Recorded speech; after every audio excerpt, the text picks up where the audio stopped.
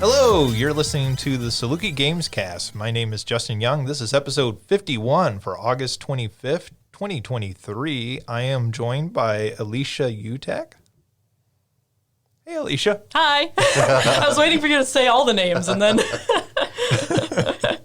I guess I could have, but I was trying to single you out. Mario, how are you doing? I'm doing okay. How are you, Justin?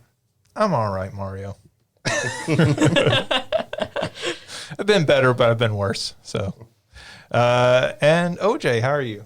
Oh, I'm doing okay. It's that time of the semester for me because mine comes right at the beginning of the semester. I was saying it's literally week one.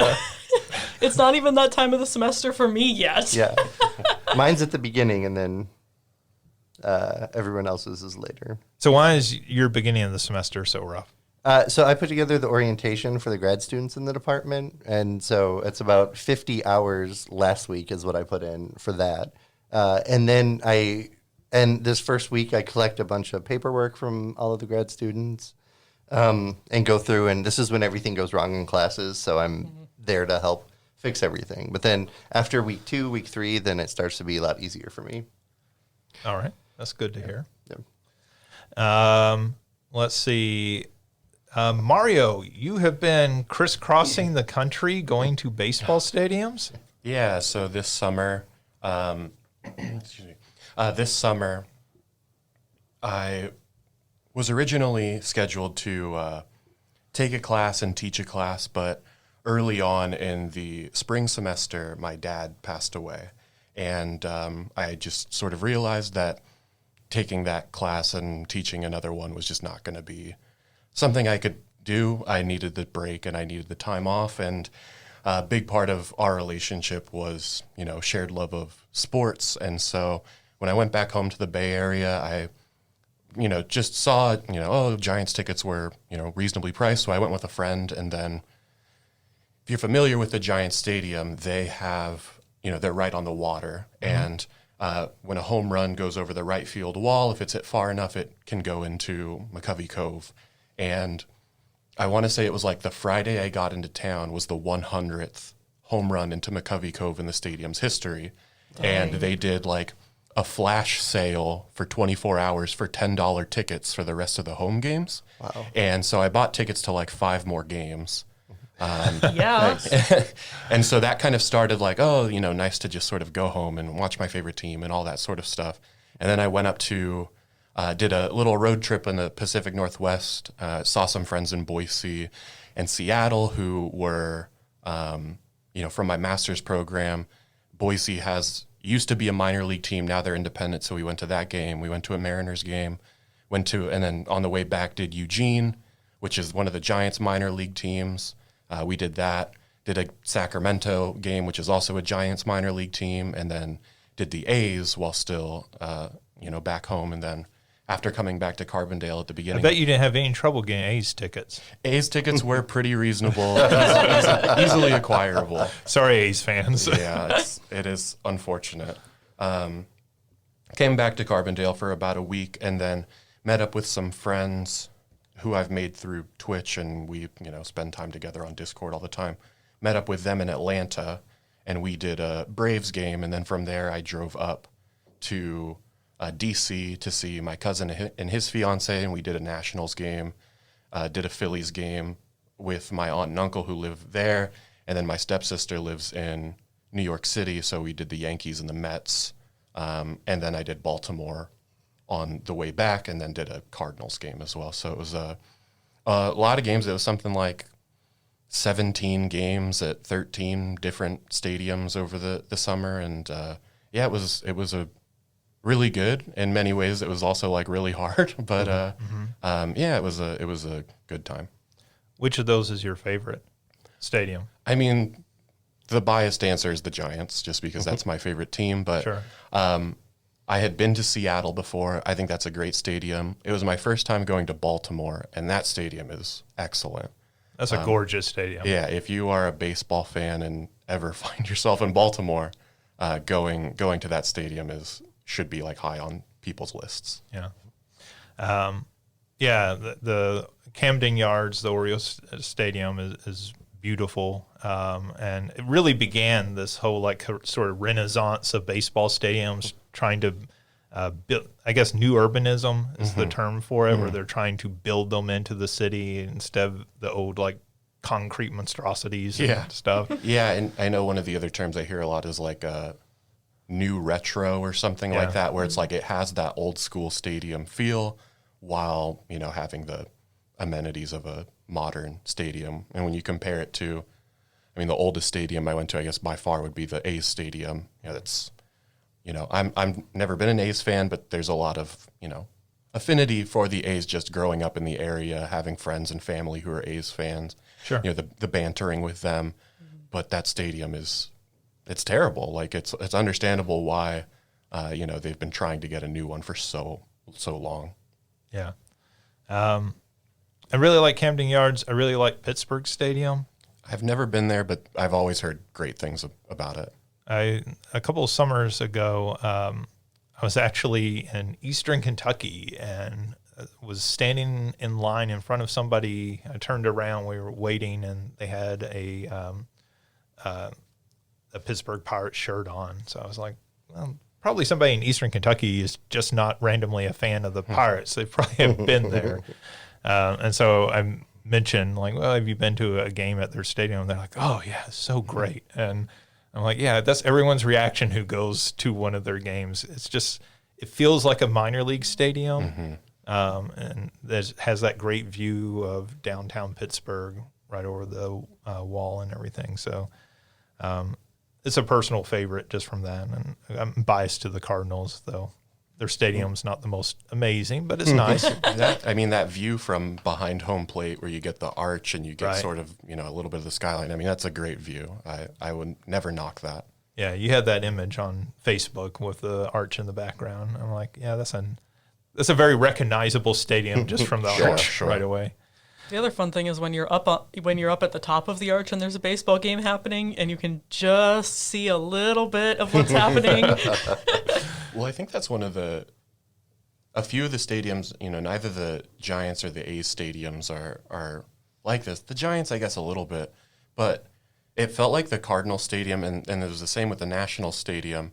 You walk in at sort of the street level, and then it sort of almost goes into like a bowl, like the way the field, rather than the field being at like the street level. So, you know, the huge apartment complexes that are around the stadium. Yeah, if you live there, you could easily just sort of look down into the stadium or go up to the roof if you would have access, and you know, sort of watch the games from there.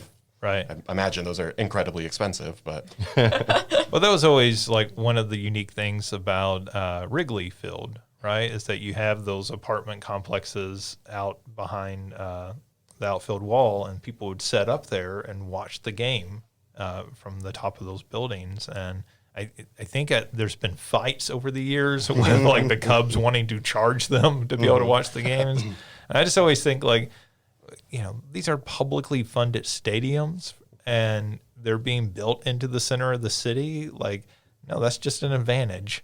Yeah, I think it's great. I know Cal Berkeley, there's a hill that sort of overlooks the stadium. It's called, and they call it Tightwad Hill. That's where people go to watch the game, but not pay for the game. That's amazing. I had a friend who grew up in Pittsburgh, and she used to tell the story of when she was a kid, her dad would go down to watch the football game, and this was just like the Pitt football game, and sometimes he didn't want to pay, so he would like stand by the fence and hold her up on his shoulder so she could look over the fence and watch the game. And it's a very like cute, sweet, you know, memory, but it's also one of those things where you're like, yeah, I think a lot of people do that if they can figure out a way around it. Yeah. And I mean, I don't know, you know, what other stadiums do or even what the Giants do anymore, but there's a walkway there between the back of the stadium and the water, and they've got the arcade section there was just like a fence, so you know, you used to just be able to like stand there and watch the game, and I think they would limit you to like 3 innings, so you couldn't just like stand there and, you know, or let other people in, but you know, that was sort of one of those early instances where you're not going to get like a great view, but you could sort of just chill and watch a few innings of a game if you were in the area or passing by. Sure. Yeah. Alicia, what's new with you? You're not teaching. I'm not teaching this year, which feels a little weird, but overall I'm glad for it because I'm doing prelims this year, which, if listeners remember from when OJ was doing prelims, is a process. And I was like, I can't deal with grading and lesson prep and all that when I'm in the middle of that.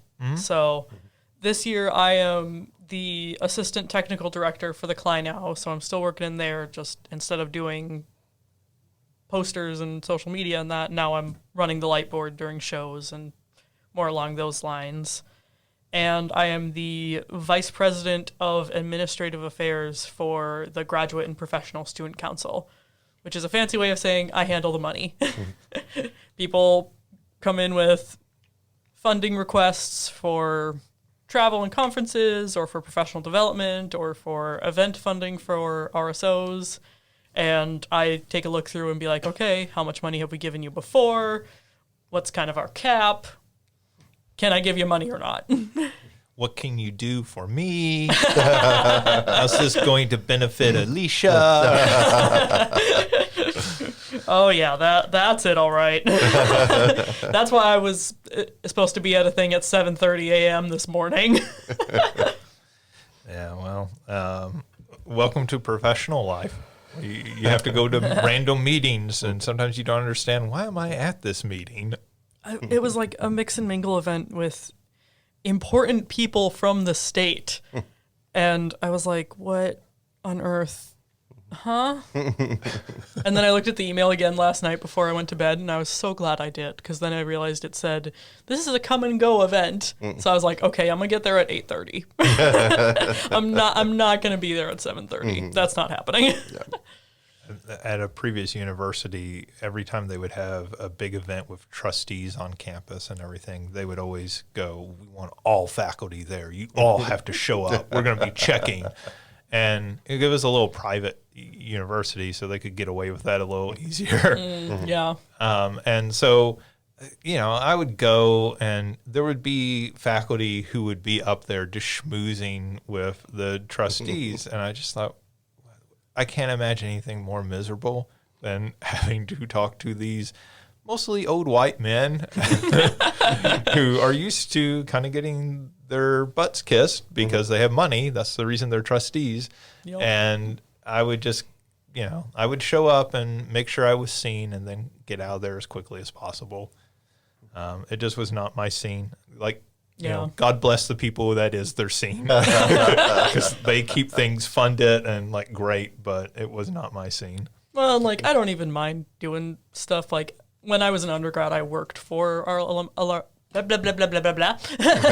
I worked for our university's alumni association when I was an undergrad. So, I don't mind calling and asking people for money. I don't mind, working in fundraising and all that. But 7:30 in the morning, and you don't even give us, they provided coffee and water. They didn't have, donuts or anything. And I'm like, really? What time do you think I eat breakfast? What time do you think I'm out of bed? I do love anyone who's listening to this who is not in academia, and it's I get up at 6 and have to be in the office by 7 every day. Oh, don't get me wrong, I've done that for multiple summers, but I enjoy being able to stay in bed until 8 and snuggle my cat, There's a reason some people go into academia, and it's because they are night owls and they do not want to get up and get to work early. That's me raising my hand.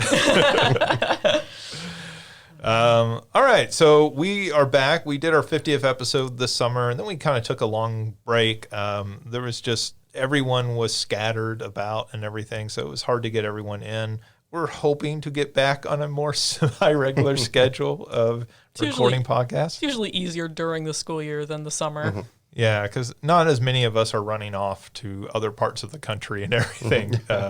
Occasionally for conferences, but not as often. So we should be back on a more regular schedule, and we're going to get back to talking about video games. So let's just start with what we've been playing. Alicia, we end it with you with what you've been doing. What have you been playing? So, recently on Facebook Marketplace, someone was selling Super Smash Bros. Ultimate for $35, which, as you know, even though this game came out 5 years ago, it's still $60 in the store. So I jumped on that. Nintendo does not discount their games. They don't, and it makes me very sad because for all the fact that I've been playing Super Smash Bros. Since the original, I have never owned a Super Smash Bros. Game. It has always been, hanging out with friends, doing tournaments and stuff like that. So the fact that I now own a Super Smash Bros. Game, my last 2.5 weeks have been completely consumed by that. I beat story mode, I want to say within like 4 days. Because it was summer and I didn't have to feel guilty about playing Switch instead of doing my homework. But, so beat story mode. I'm working on the spirit board now to get all the rest of the spirits. And I'm working on a New Game Plus in story mode. And I'm mad because I can't play as Richter in that for some reason. It limits the characters to the characters who you unlock via story mode. It's like, okay, it starts you the first time with Kirby, which I have made Kirby from the beginning. So, of course, the first playthrough, I just did Kirby the whole way. But now I'm like... Well, because he's the only one who survives. Exactly. Yeah. Everyone else dies. Yep. Which, honestly, if it has to be one, I'm glad it's Kirby. But... you're going through and unlocking new characters, and I'm like, I'm sure they expect me to switch to a new character at some point, but why would I? Yeah. I have Kirby already. But then now I'm like, okay, I should probably get used to playing some other characters once in a while. So I'm working on the New Game Plus with Cloud right now, and then unlocking spirits. I'm kind of bouncing back and forth between Kirby, Cloud, and Richter. I'm not sure if I ever collected all the spirits in that game. I know I did quite a bit, but it sort of gets monotonous after a while playing through that part. Yeah, it's the spirit collection's not the most exciting thing. I'll admit that. It's a nice idea to expand the game and give it a longer first, single player content. Yeah, and it's kind of fun, coming across the different spirits and seeing what they do with them. In story mode, one of the areas is Castlevania, and so you beat Dracula and you get Dracula's first form spirit and second form, but certain ones are it can be enhanced at level 99, and Dracula's first form is one of them. And so I was like, okay, cool. Threw it in the training area and got it up to level 99, and then when you do the enhance, it turns into Soma Cruz. Oh, okay. And I was like, because Aria of Sorrow was my first Castlevania game that I experienced, so I was like, I get Soma. Yes. So it's kind of fun seeing... That comment works on a variety of levels, knowing what Soma is. But so it's kind of fun seeing how they fit in references to the original series with that. I'm still, at some point when I have money again, I need to go out and get the Final Fantasy VII DLC so I can have Sephiroth, and I need to get the Kingdom Hearts DLC so I can have Sora, and then I'll just cry. But you're not excited. Is he DLC? Is Banjo-Kazooie DLC? Banjo-Kazooie is DLC, yeah. I thought so. And I would like to get all the DLC at some point, but again, gotta prioritize my childhood, They do discount the DLC occasionally, like the packs, because I think there's 3 packs of the DLC or something, and occasionally they will discount it. I think it's normally $25 a pack, and occasionally they'll mark it down to $15 or something. Good to know. But, it's one of those things, it's Nintendo, so it's twice a year maybe they do that. Well, it'll probably be December before I have money anyways, so. But yeah, even I went and rewatched the reveal trailers for those two, and I was just like, this just makes me happy. Sephiroth nearly kills Mario. The tracks makes me happy. Sora shows up and you get Simple and Clean playing, and I'm just I just remember when that first came out, just crying because of the nostalgia. And I'm like, yeah, still in tears. That was apparently like incredibly difficult to get that Sora DLC in there. Oh, yeah. And which is kind of interesting because when you think about, all the other DLC that they've gotten into that game, Banjo-Kazooie, which is from one of their main competitors. Sonic. Yeah. Yeah, well, when they first got Sonic in, the big deal that was like. Yeah, that was like some great betrayal, I think, to people who grew up in the 16-bit era. It was like Sega was Judas or something. But yeah, I mean, it was interesting because apparently that was a whole big thing. And then there's stuff about how whether they could have the images of like Mickey and Donald and Goofy in it. And just kind of wild, like, because, some of those have been very straightforward, like getting Solid Snake in there was apparently very kind of straightforward, and Simon and Richter Belmont. And then some of the DLC has been apparently very difficult. And, on our end, I think we often are just like, why don't they just put all the characters in there? Never forget Ridley's file size being too big for the longest time.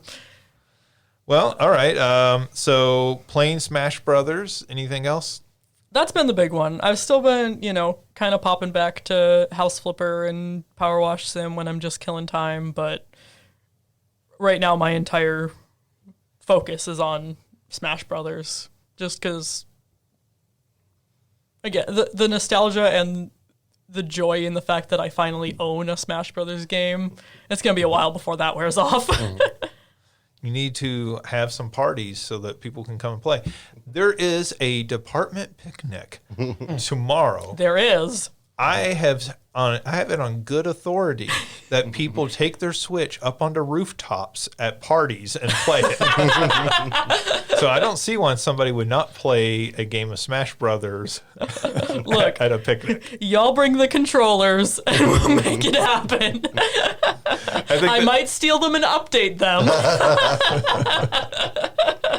I probably have some controllers that need updating. I think the thing that's crazy about that would actually be problematic is no way you could play that on that screen with like 4 people. Not comfortably. Yeah, I guess, okay, that is a fair way of putting it. I know I played with my stepsister's partner, and it was just the two of us, and, we're like huddled over this trying to play it, and, we did, but yeah, it's not easy. Yeah, well, like we could probably prop it up against something and like, okay, 2 people sit right next to each other and the other 2 stand. Yeah. It could be done, Well, not comfortably. Can't you play it on multiple Switches at the same time too? Can you? I think so. I haven't touched online play. I don't know. You'd probably need to be online though, and I don't know if you could. Oh yeah, that makes sense. That makes sense. Yeah, Wi-Fi. The park has Wi-Fi. That makes Yeah, sense. I don't know if there's. I've got a hotspot. We can make that happen. I don't know if they do like local wireless connect, like things like the Vita were able to do that, so that you could just have 2 systems and you didn't need an actual Wi-Fi connection. They just made a Wi-Fi connection directly to each other, and I don't know if the Switch does that or not. Okay. That might have been what they called infrastructure mode. I mean, I feel like They used to it give should stupid be, names to stuff like that. Yeah, I feel like it should be capable of that, considering like you bring that. I just had flashbacks to like sitting in the back seat of the car with my sister and I both on our Nintendo DSs at Picto chatting at each other. Yeah, I mean, that used to be very much built into Yeah. handheld systems, because how else were you going to play? But I just don't know if the Switch does that or if it does it with every game. And I don't know. Yeah, I mean, if there ever was one to do it with, Smash would be the one. But no, thinking about the DS and Street Pass and just like bringing it to campus one day, even if it's just like in my backpack, and I get home and it's like 30 random DSs that you were in close enough, with that you now got all of their characters and stuff like that. And so. Yeah. I was just listening to somebody talk about that they had been a tour guide at Universal Studios Hollywood, and they used to take their DS and put it in their back pocket and walk around through the park and everything, and they would always have like tons of people. And I was like, who's taking their DS? I was like, little kids. Okay, little kids are probably doing that. Well, and also, when we went to Disney World when I was in elementary school, my sister always had her Keep Amelia Happy bag because she's autistic and so would need to go to things to decompress sometimes because Disney's overwhelming. Yeah. So she'd always have whatever, whether it was the Game Boy or the PSP or... Yeah, definitely in the hotel. Like I definitely see. Oh no, that. she'd bring it to the park. Well, I mean, I can see that in certain circumstances, right? But like that, I'm trying to think. As a kid, did I take my Game Boy like to a theme park? And I definitely would have had it in the hotel, like because I would have taken it, to play in the back seat of the car for the trip. All right. So Alicia, that's what you've been playing. Mario, how about you? Yeah. So I'm here to report back on Sonic Frontiers. I played it at the beginning of the summer. I wondered if I should review Redacted until I was on an episode of Alicia, but it's a fine game. I'll put it this way: it's a step in the right direction for the Sonic franchise.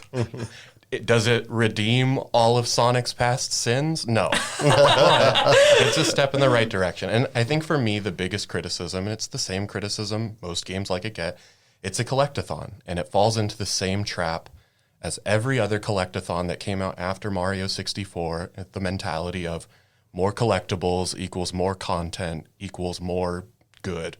And it's just wrong. And it just, by the end of the game, it just felt tedious. You need 25 more doodads in order to, get past this wall. And then, you'd collect them. And you're only collecting one at a time. And these maps are now so big. And, it takes the perfect platforming in order to get it. And so I think there's a lot about it that it does well, that they can continue to build upon. But yeah, it's the same trap that every other collectathon falls into.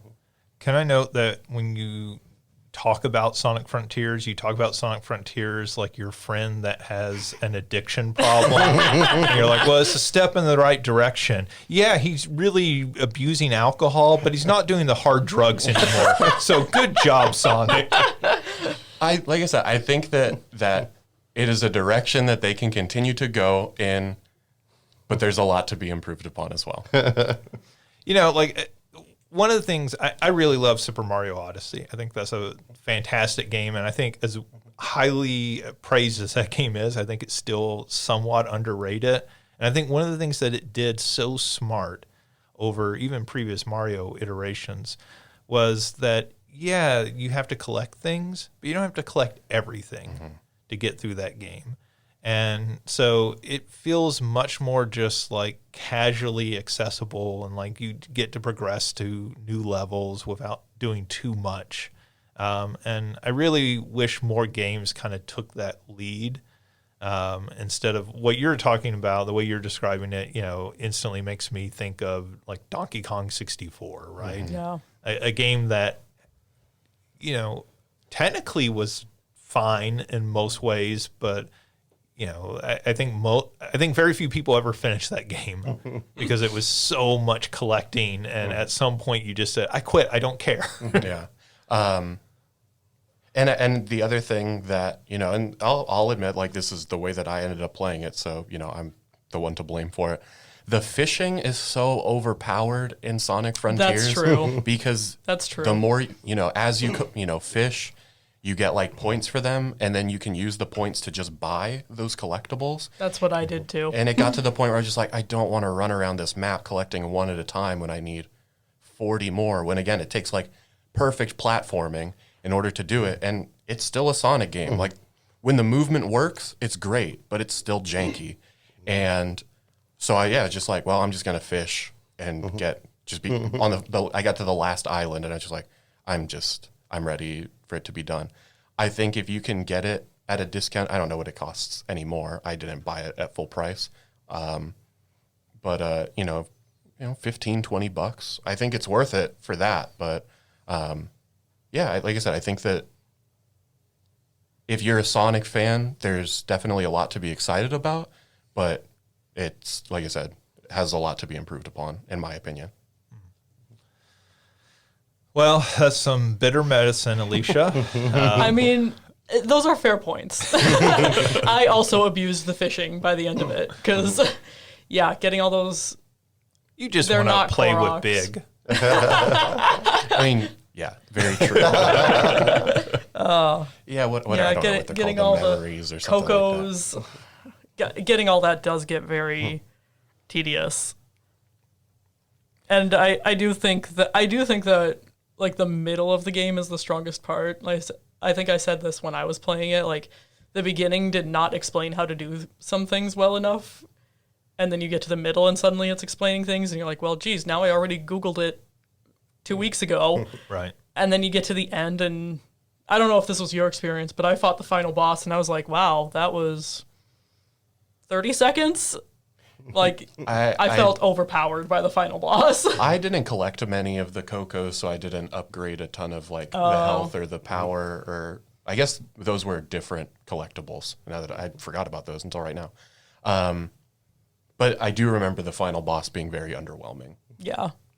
Yeah. But we're getting free DLC in November. You're getting free DLC. I will not do free DLC. My experience with Sonic Frontiers has ended. It's free though. Get it while it's free, and play it when you feel like it. But I don't think you'll ever feel like it. we might be getting Turbo Tails though.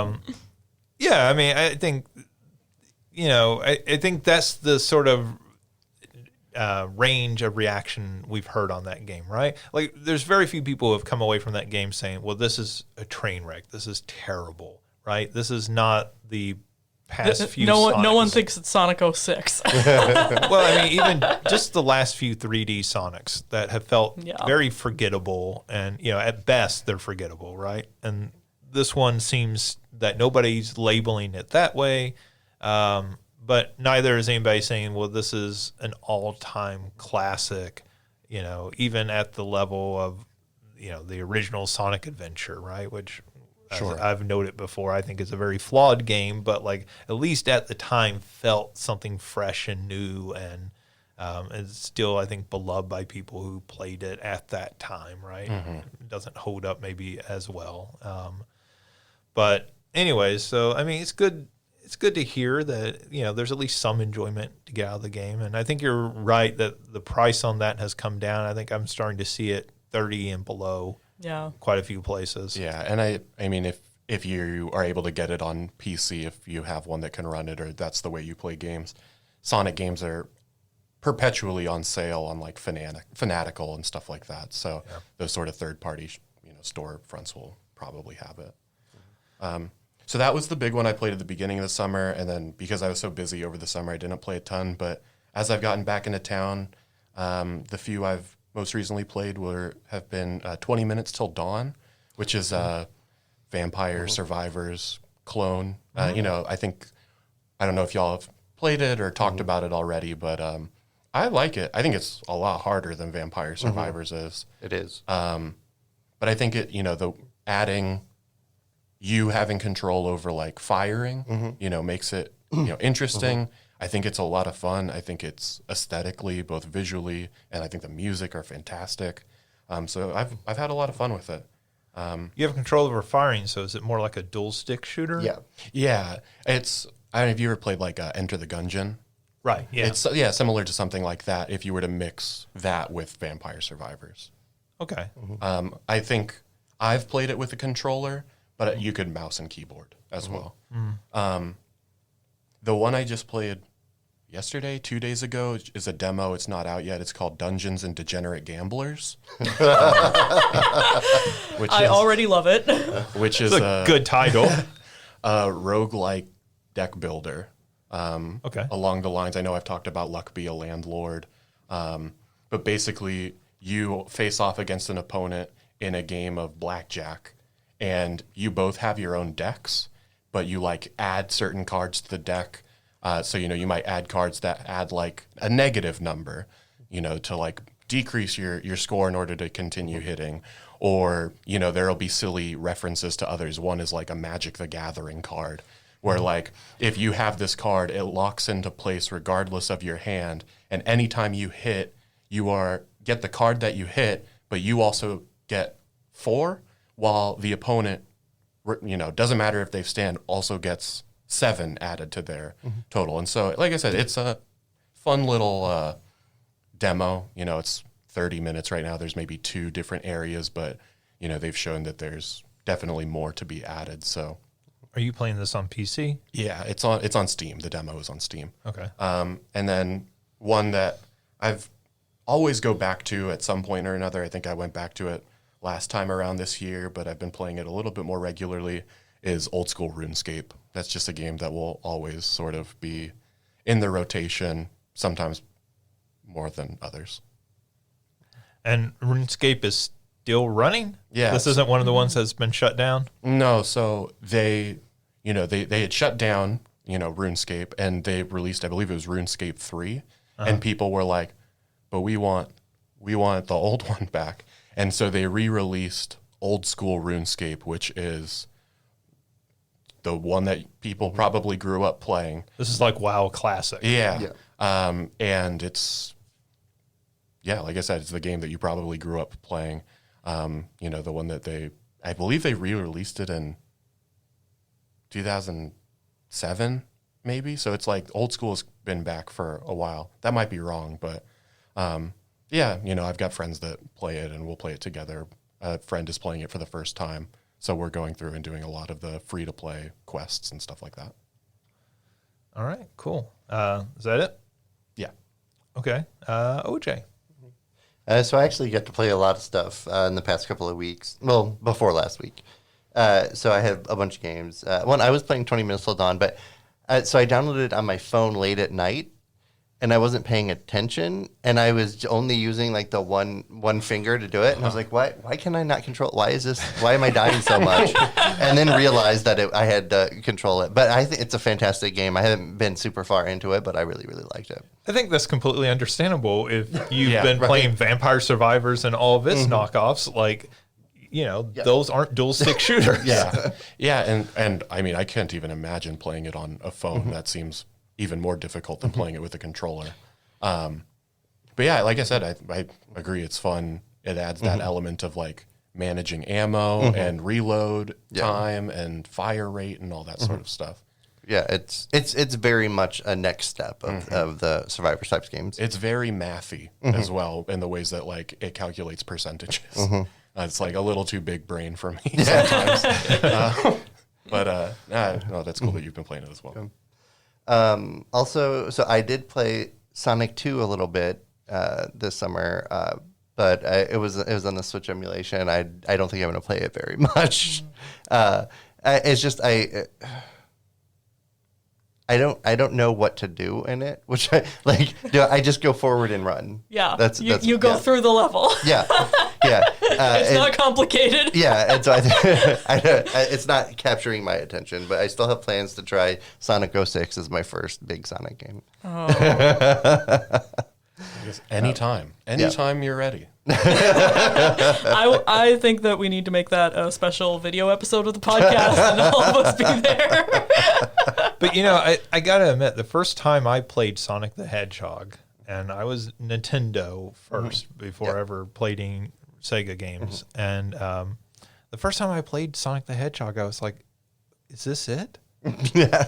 Like I just run and that's the end of the level. Like I didn't do anything. And I mean, as you get to more advanced levels, obviously you do have to do more. They become more maze-like and everything. But like I just remember thinking like Mario, this isn't what you do. Like you actually have to like jump over things and avoid things and get power-ups and so I think it was like that first time playing a Sonic game, if you've played lots of other platformers, you can kind of have that reaction of, there's not more to this. I still have other ones on the radar. I haven't given up on trying all of them at some point. When you're ready for like Sonic Heroes and Edgy the Hedgy, Shadow the Hedgehog, I've got you. I finished Tears of the Kingdom. But speaking of like the collectathon, I didn't fully finish it. I got all of the temples, and I found everything in the Upside Down area. I got everything from all the Sky Islands, but I'm not gonna get the Koroks. I got the ones that I collected throughout the game, but there's over 1,000, and I don't have time. Like you were saying, the map is so massive, and just having to go through, even with like a map that shows where they all are, it's ridiculous. And I don't need the inventory space that much, which me from 10 years ago would have done every single one of them. But I think I've grown as a person to not have to do 100%. Well, didn't Breath of the Wild have a garbage reward for the Koroks anyway? Like, yeah. Yeah, it's the same with Tears of the Kingdom. It's just inventory space, and then I think you can get them to, if you finish it completely, you can just get them to dance at will, which is one of the best parts of the game, really, honestly, is when you turn in the Korok seed and then they dance, and it's like da da da da da da da da da da. So that's one of the only things I never skip past in the game, just because I would watch it because it's so cute. But yeah, and I aspire to be as petty as Ganon is at the end of the game. Which are we still in spoiler time, or are we past spoiler time? I think hold off on spoilers on that one. Okay, but Ganon's a little petty, and so I aspire to do that. Then I started playing Final Fantasy 16, and I think it's getting a really bad rep because people aren't used to that being a Final Fantasy game, but after Strangers of Paradise, I found this to be a much better game. And it didn't have as much chaos. Yeah, unfortunately, no. Not yet. I don't know how far I am through it, by the way. It's kind of hard to see where you are. Because I think I have like end game equipment, but I don't know how much farther I'm going into it. I really enjoyed the summit, like the icon battles. And these are the big like kaiju style battles. Yeah, I really like those. I wish there were more. I'm hoping there's more. I'm sure there's going to be more as I move through. And the Game of Thrones plot is really like it's accurate to say Game of Thrones, because there's a lot in there that's very Game of Thrones-y. And let's see. But I'm fine with not having a completely open world with this one. Whereas in Stranger of Paradise, it was very limiting and it was very linear when you go through. This one is a little easier because you still have much larger maps and you're going back and forth to them. So it's not as bad as like I was expecting to not have an open world with it. Right. The battles though don't fit in necessarily to the game for me. Like, I don't mind it, but it's like Final Fantasy. Like, I'm not really getting much story out of most of the battles, and so I don't know. It's weird, but the abilities though are fantastic. I really, really, really like the abilities in it.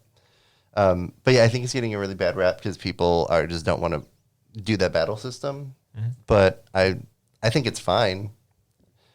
Yeah, I have also played a little bit of Final Fantasy 16 over the summer, not a ton. I had fun with it. I think it is definitely more linear than I would have expected. I think my thing with the battles, and maybe I'm still early on because I had a friend say that they tail off after a certain point. There's just a lot of QTEs in the battles, and that was like, okay, that's fine, I guess, but that was it's not bad, but it's just not what I was expecting, and maybe not what I prefer as much. I think that's been like a lot of the complaints is, what are you expecting coming into this game? And I think having the Final Fantasy name on there carries so much baggage at this point. Yeah. You know, one of the arguments that I've heard is people say, well, why are they still numbering these? You know, and I think we've talked about on here before. Well, if you drop the numbers, then what separates what separates the spinoffs from the main games, because, right now, at least, there is a distinction. Yeah. But there's also all this baggage. So when you talk about being very linear, I think you and I grew up playing the really old school, like Nintendo and Super Nintendo, Final Fantasies, where there is this sense of it's an open world, that you get to explore. And then with the more modern ones, particularly since 13, they've been much more linear. And so I think if you are coming from those, maybe that doesn't bother you as much. But, I think that was part of my issue when, I just played through the demo, was like, well, this is like, I feel like I'm playing a God of War game almost. Like it's so like kind of fed down, a straight path. And that was just, it was weird. It wasn't necessarily bad, but it's not the game I was expecting necessarily. And the side quests that you can get throughout the game aren't really like big. They're very quick. You just go through, do something, and come back. I haven't found one that was hard yet. Now there's a hunt board to find like large marks. Most of them have been fine, but one of them is pretty difficult. Actually, the last time I played, I quit because it was kind of annoying when I was in the battle. But I really like that hunt system being there. And so there's a hunt board, and you can find out where they are and everything. But it's one battle was rough. The larger like in-game battles, like storyline battles, though, I haven't had one that has been like super difficult. I've really enjoyed a lot of them. With the exception of the QTEs, but they do taper off a lot. And my biggest complaint is, if you recall, before it came out, and people were talking about a lack of diversity in Final Fantasy 16, and they said, well, everyone's on this island, and so there's there's not really much diversity in there. They easily could have put it in this game as I'm playing through it. There are vastly different cultures, and there could have been more racial and ethnic diversity in the game, because there are very specific groups separated themselves, and it could easily have been in there. And so, like, I don't want to take over their creative freedom for what they want to do, but they really easily could have put diversity in there. It was always a weird explanation, because they were like, this is supposed to be medieval Europe. And then you go, have you been to Europe? Yeah. Everybody in Europe doesn't look alike. Right. There's diversity in Europe. And so it always felt like a weird defense for that choice. Yeah. And I don't know why they made that choice, but it always felt weird. Yeah, it really isn't very easily, because like, in some of the parts where it's based off of, like, not all of them are based off of Europe, because like a certain area you go into, it's more like a Middle Eastern type thing, and so like, but it's all white people doing it.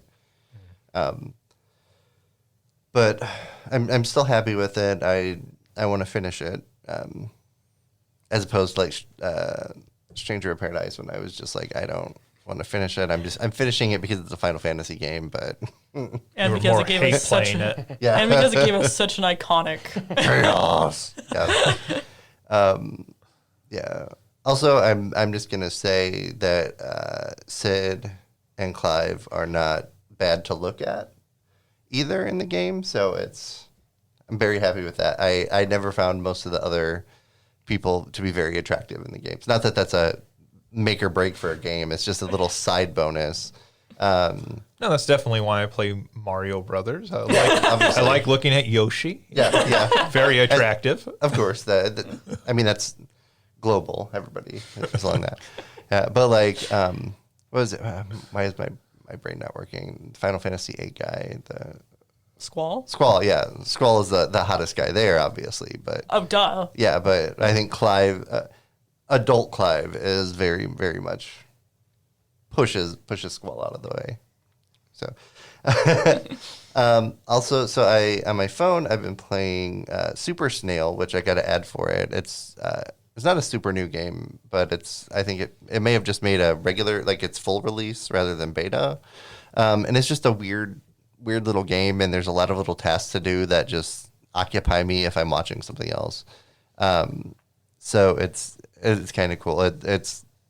very satirical and jokey, and there's a lot of references that you can catch in the game because there's a bunch of relics you can find, and so it's set in a future where demon gods have taken over and destroyed civilization, and you're a snail who came from the past to fix it, and you get different type, like you have different forms, like there's a demon form, a mutant form, an angel form, a mecha form, a couple other forms, and it's fun, and it's not you can watch ads in the game for specific things, but you go to one section and it's like, hey, you can watch a certain amount of ads per day to get all of this stuff, and then you're done with it.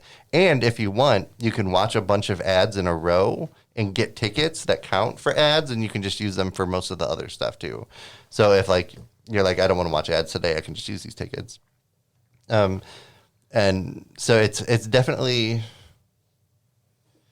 the amount of stuff that you would get if you pay money isn't that much either. So like you would have to pay a lot of money to see some type of real big benefit in the game. So it's just a little top off type thing with most of the stuff. But there are a lot of things that you can buy in the game. And so I've been having fun with that. And I also picked up Bloons TD6 because it's a Netflix game. You can get it for free with Netflix. And I've always enjoyed those games, but I haven't played one in probably a decade. So I picked this up, and I'm really, really enjoying it. I've always loved a good tower defense game, and a lot of like newer ones I haven't really liked that much, but I've always liked the Bloons games, so having a good time with that. Yeah, I used to like those games. I also haven't played one in a long time, it feels like. But now you can play it for free. I think it's like $6 to buy it, but you can get it for free with the Netflix. So it's fun. I just started a couple days ago, but I'm really enjoying it. And I think that is it for me. Okay. Well, let's see. I've played a couple of big games, trying to catch up on everything that I'm behind on, and I know it's going to get worse now that the semester has started. So I did play a little bit of Street Fighter 6. I've talked about previously, I'm not the biggest fighting game fan. I'm not super great at fighting games, and that's probably why I'm not the biggest fan of them. But this one just really grabbed my interest, and so I thought I'd give it a shot. The biggest thing I'll say that has made this a more enjoyable experience is the modern control configuration they have for it, where it is much more akin to, say, Super Smash Brothers. So that you have like a button for punch and kick, and then you also have a button for specials, and then like based on the direction that you're pressing and everything, you'll get different specials out of that. So instead of, it's much more, throwing a fireball is much more similar to how Ryu throws a fireball in Super Smash Brothers, right? Instead of having to do the like more complicated controller motions and everything. And it's not that I could never throw a fireball. It's that I could throw a fireball when Street Fighter 2 came out. And I played a lot of Street Fighter 2. And then I could do, like the spear in Mortal Kombat, and I could do like the, Sub-Zero's different moves and stuff. But I was never one of those people who could remember all the special moves from all the characters and knew how to do all of them and everything. And it always made those games less fun to me. Because if I'm playing Mortal Kombat, like with Smash Brothers, it's sometimes fun to like, main a character. But like the real fun of Smash Brothers is that you can play all these different characters. And when a new DLC comes out, you can pick it up and play it and enjoy that with very little like learning curve attached to it. And I'm sure to be competitive and to play at a competitive level in a tournament or something, yes, that does take, lots of practice and everything. But that's not me. The fun of it is in button mashing. Yeah, I mean, it's a party game, right? Like that's my view of Smash Brothers. It's a party game. And I think this brings Street Fighter back closer to what it was originally in the arcade, where it was everyone played it and everyone could kind of pick up and learn it, and there weren't that many special moves, and the special moves were pretty straightforward, and you could learn, there was 8 characters, I think, when that game originally released. And everybody could kind of learn those 8 characters, right? But now you have rosters of 20, 30 characters, and it's gotten too complicated for people like me who aren't diehard fighting game fans. That's my view. It's fine if other people disagree with that. And so for me, this means I can pick up and I can play this game, and I'm not ever going to be good enough to go play in a tournament for it, but I can actually enjoy and play a fighting game. Are you playing online, or there's like a single player mode or something as well, right? Yeah, so there is online, and that's a very robust suite of features that they have for that. The single player mode is you're in Metro City, which is from Final Fight. And you basically are exploring this 3D Metro City, and you can like walk up and pick a fight with anyone. Like there's a guy on a street corner, you can just go up and like start fighting with him. But then there's also obviously like story points of you're supposed to fight this particular character, and you're kind of like, you know, building your character and learning new moves and everything as you go along. As you beat the other Street Fighter characters, you're kind of taking their moves and everything and customizing. And that's really a lot of fun. And again, going back to the more casual player, is adding a single player mode for people like me who don't want to spend a whole lot of time online where I'm going to get my butt kicked a lot. Which, you know, I think we talked about this when we talked about Marvel Snap. One of the fun things about Marvel Snap is that it's balanced enough that until you get into the very high levels of that game, you have a pretty good shot of winning. You might lose 2 or 3 games, but then you're probably going to win at least one. You know, and with fighting games, I feel like whenever I go online, I'm losing every game. And having a single player mode that's actually robust and something that you want to play more than 20 minutes of, you know, where it's usually traditionally that's just been a standard arcade mode where, you know, like you're climbing the tower in Mortal Kombat. This actually gives it some legs and makes this something where even as a single player game, I think it has enough value there to be worth buying, even if you're just going to mostly play it in single player. And then it does have the robust online mode, and the online, they have a lobby, and you can join into that, and you can, you know, you have other players' avatars walking around this online lobby, and you can go up and, you know, start a fight with them and everything. And that works really well. I win once or twice, but I also lose a lot. But again, I think, you know, my big takeaway from it is this is a really good game. I think the simplified controls allow you to focus more on, you know, fighting games are really about timing. And it allows me to focus as a player more on trying to figure out, okay, what's the sort of like counter of this guy is jumping in the air, what am I supposed to do? Instead of thinking, okay, well, what is the motion to do this, right? And I know if you play fighting games all the time, you learn that and it's second nature. But for people, again, like me, who just want to pick up and play, you know, a little bit here and a little bit there, you know, that's too big of a wall to get over a lot of times, you know, just to enjoy these games at a more casual level. And I think this allows you to do that, and I think allows you to then think more about the more complicated side of the game. So it's a really good game. It's, you know, it's one of the best fighting games I've played in years.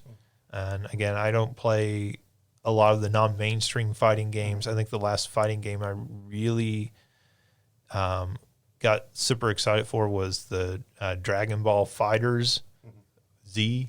I thought that game was really a lot of fun because it just had the incredible animation and everything, and looked like a cartoon come to life. And that game was a lot of fun to play. You know, and I usually like the Tekken games, and Mortal Kombat's always fun. But like this feels like the closest Street Fighter has gotten to recapturing that magic of Street Fighter 2, which I think is, you know, incredibly worthwhile.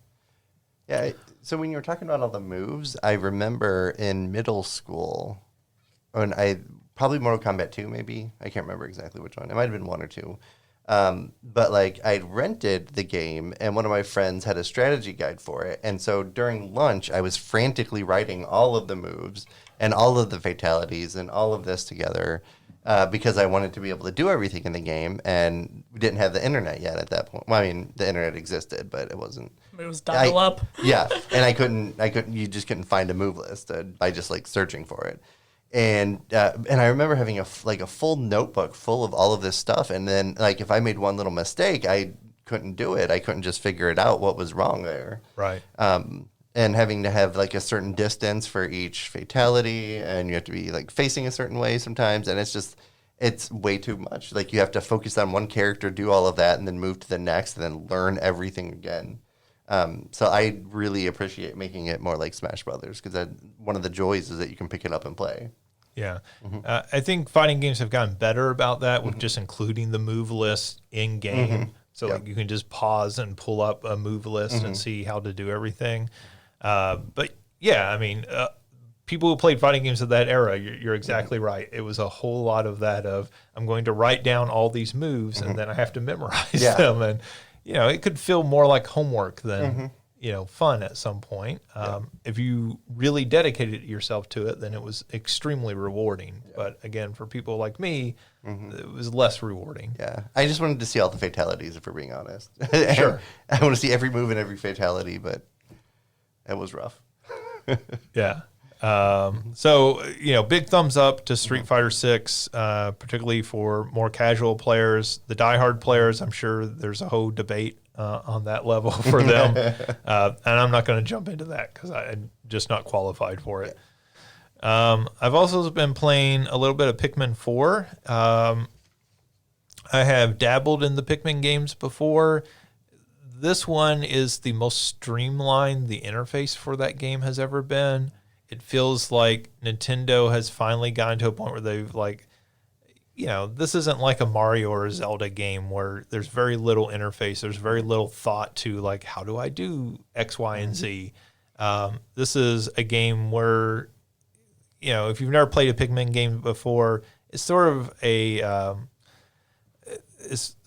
an on the ground real time strategy game, right? So you're moving your little Pikmin around and everything, but you're also moving around in the world with them.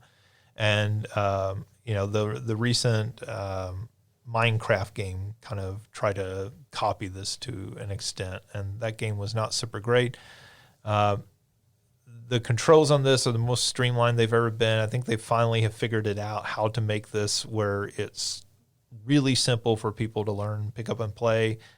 And then it's a great game. It's like they finally figured out how to make Pikmin as good as Pikmin can be. And this is easily the best I've played. I haven't played all the Pikmin games, but I have, like I said, dabbled in a few of them. This is the best one. One of the big innovations is you have a dog companion now, and you can like pile all your Pikmin on the dog and then run around controlling the dog. And that's fun as you're doing it. It's still, they've toned down the time limit. So if you played one of the earlier Pikmin games, one of the issues was a time limit. That still exists to some degree, but it's just not enforced in the same way. And so it's less of I feel like a sort of a nagging fear that you have as you're playing the game. You're not as stressed playing it as I think in some of the previous Pikmins. Would you say that in that it's like less punishing? Like if you don't get back to is that what you're talking like you're not getting back to your ship? Well, the day limit is more what I'm talking about. Okay. You do still need to, there's still the times where you need to get back to your ship and everything and like get all your Pikmin back with you and that sort of thing. But it's less punishing of you have 3 days to finish this. Gotcha. And so there are some segments where there is more of a traditional strict time limit, but like the general game has just really toned that down considerably. And it feels like all of these are smart choices in the purpose of expanding the accessibility of this game and getting more people playing it. Pikmin has always been one of those sort of side series for Nintendo where you couldn't deny that it was something really clever and creative and there was quality there, but it could never break into the mainstream. And that way it feels sort of like the early Fire Emblem games in the West, and where, finally they figured that out, and now Fire Emblem was like one of their biggest franchises. It feels like with this one, they figured that out for Pikmin. And I think because of that, I think I saw just this morning that it's the 5th straight week it's been the #1 best-selling game in Japan. Dang. And it has already outsold all the other Pikmin games in Japan. And so, part of that's the Switch and just its install base, but, it's not like the past Pikmin games have been on unsuccessful systems. Yeah. Not all of them, at least.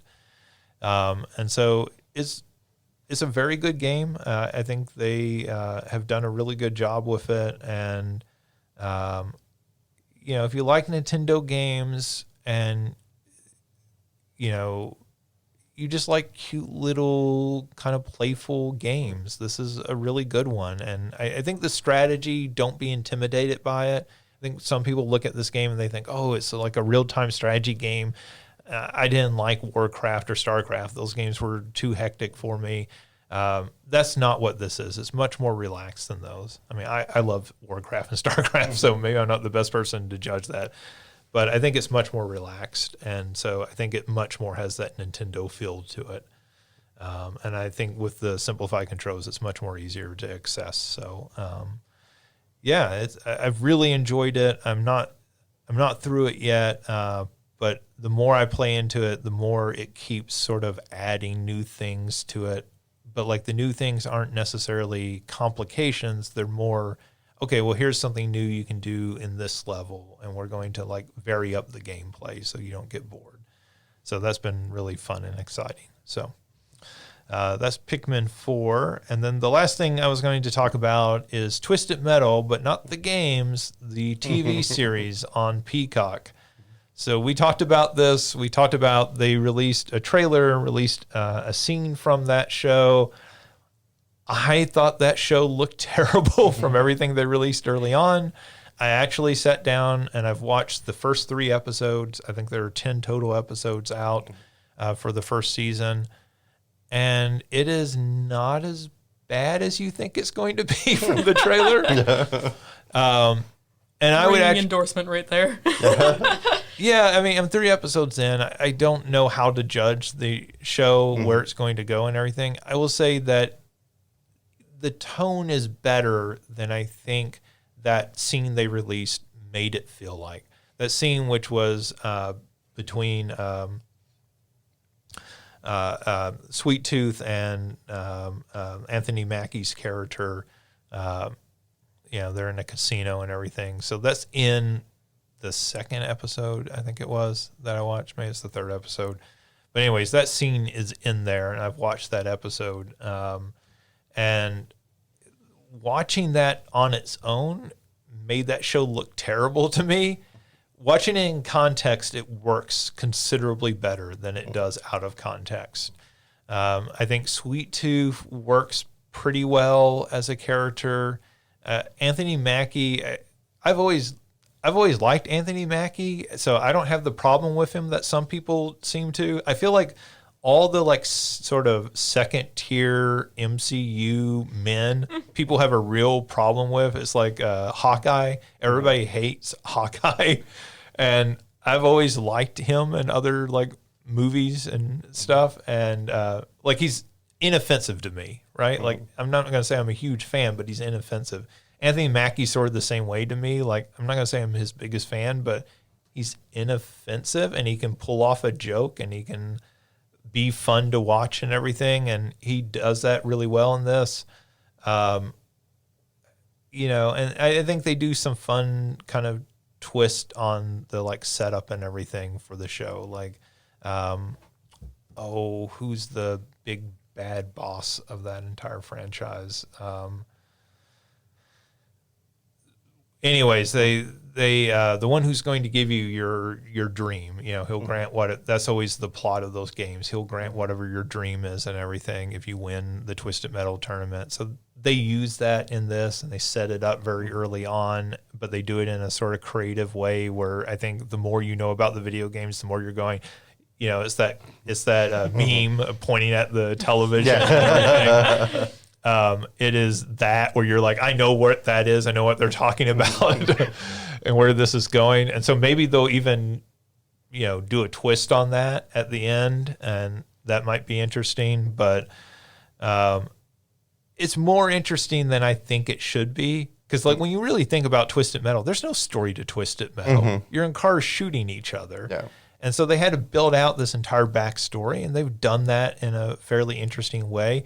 The show has better acting in it than you think it should. And I keep thinking if this show was made 10 years ago, it would have been unwatchable because they wouldn't have bothered going to get decent actors. Thomas Hayden Church is in this show. And, you're like, wow, this is a guy who was getting Oscar nominations at one point, and he's in this show playing this sort of goofy character, and they actually give some backstory to that character eventually. So I don't know. I'm going to keep watching it. So it's good enough. I didn't plow through it all at once. It's not that great where I had to see the next one immediately, but I'll probably keep watching it. So I think if you have any interest at all, it's worth checking out. Because it's not the train wreck we were expecting. Maybe that would have been more interesting than a complete train wreck. Yeah. But it's actually been pretty fun so far. All right, that does it for what we've been playing. We're going to get to the news now, and I added this last minute, not because it's last minute breaking news, but because I just forgot to include it in the rundown. So we'll go ahead and start with this one first. Atari announced the 2600 Plus. So this is a new game system that looks like the classic Atari VCS/2600. It has an HDMI hookup to it, so you can plug it into modern televisions and everything. It plays classic games, but the thing that's really interesting and neat about it is it plays classic cartridges. So if you still have old 2600 or 7800 cartridges, you can actually plug them in and play them in this new Atari. My understanding is it's not actually playing original hardware, that is using a software emulation to play these cartridges. Still, it's pretty cool, and they're going to release new cartridges, including one that comes with the system that has 10 classic Atari games on it. That package, the Atari 2600 plus the 10-game cart, costs $129, which again seems like the more reasonable price as opposed to when they released that system they were calling the Atari VCS, which was like a Linux computer built into an old Atari system. That was selling for $300, I think, at launch. Jeez.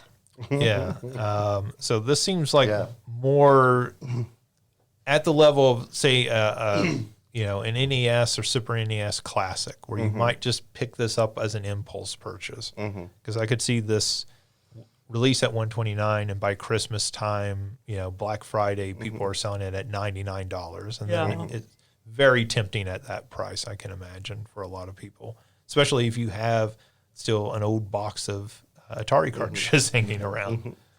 And they are going to be selling new cartridges with games on those and everything, so pretty neat thing for Atari to do. Atari's actually been doing some interesting things that aren't speaker hats, so good for them. So with the new cartridges, are they going to be retro style games, or are they going to be giving bigger games? So I think they are my understanding looking at, they showed off, I think, just a couple of them. They will be the original sort of Atari 2600, 7800 game, but then they were called, I think the term they used was reforged maybe on some of them. Okay. And so it sounded like it would be the original game, but there might be an enhanced version included with that. Okay. but I think it's still going to very much be in the style of those original games, right? Like I wouldn't expect a very modern looking game coming out with it. Yeah. Like, who had on their card that Atari would have a new system that would blow Xbox, PlayStation, and Switch out of the water. Well, that's how they were, that VCS, when they announced that, that's how they were positioning that as like a competitor to the Xbox and PlayStation, and nobody bought that. And then nobody bought it. So like it was problematic for them in a lot of ways. Let's see. Baldur's Gate 3 is going to come to the Xbox Series S without split screen co-op. So I think we may have talked about this on the last episode, that this was an issue. They could not get split screen co-op working on the S model. It works on the X model.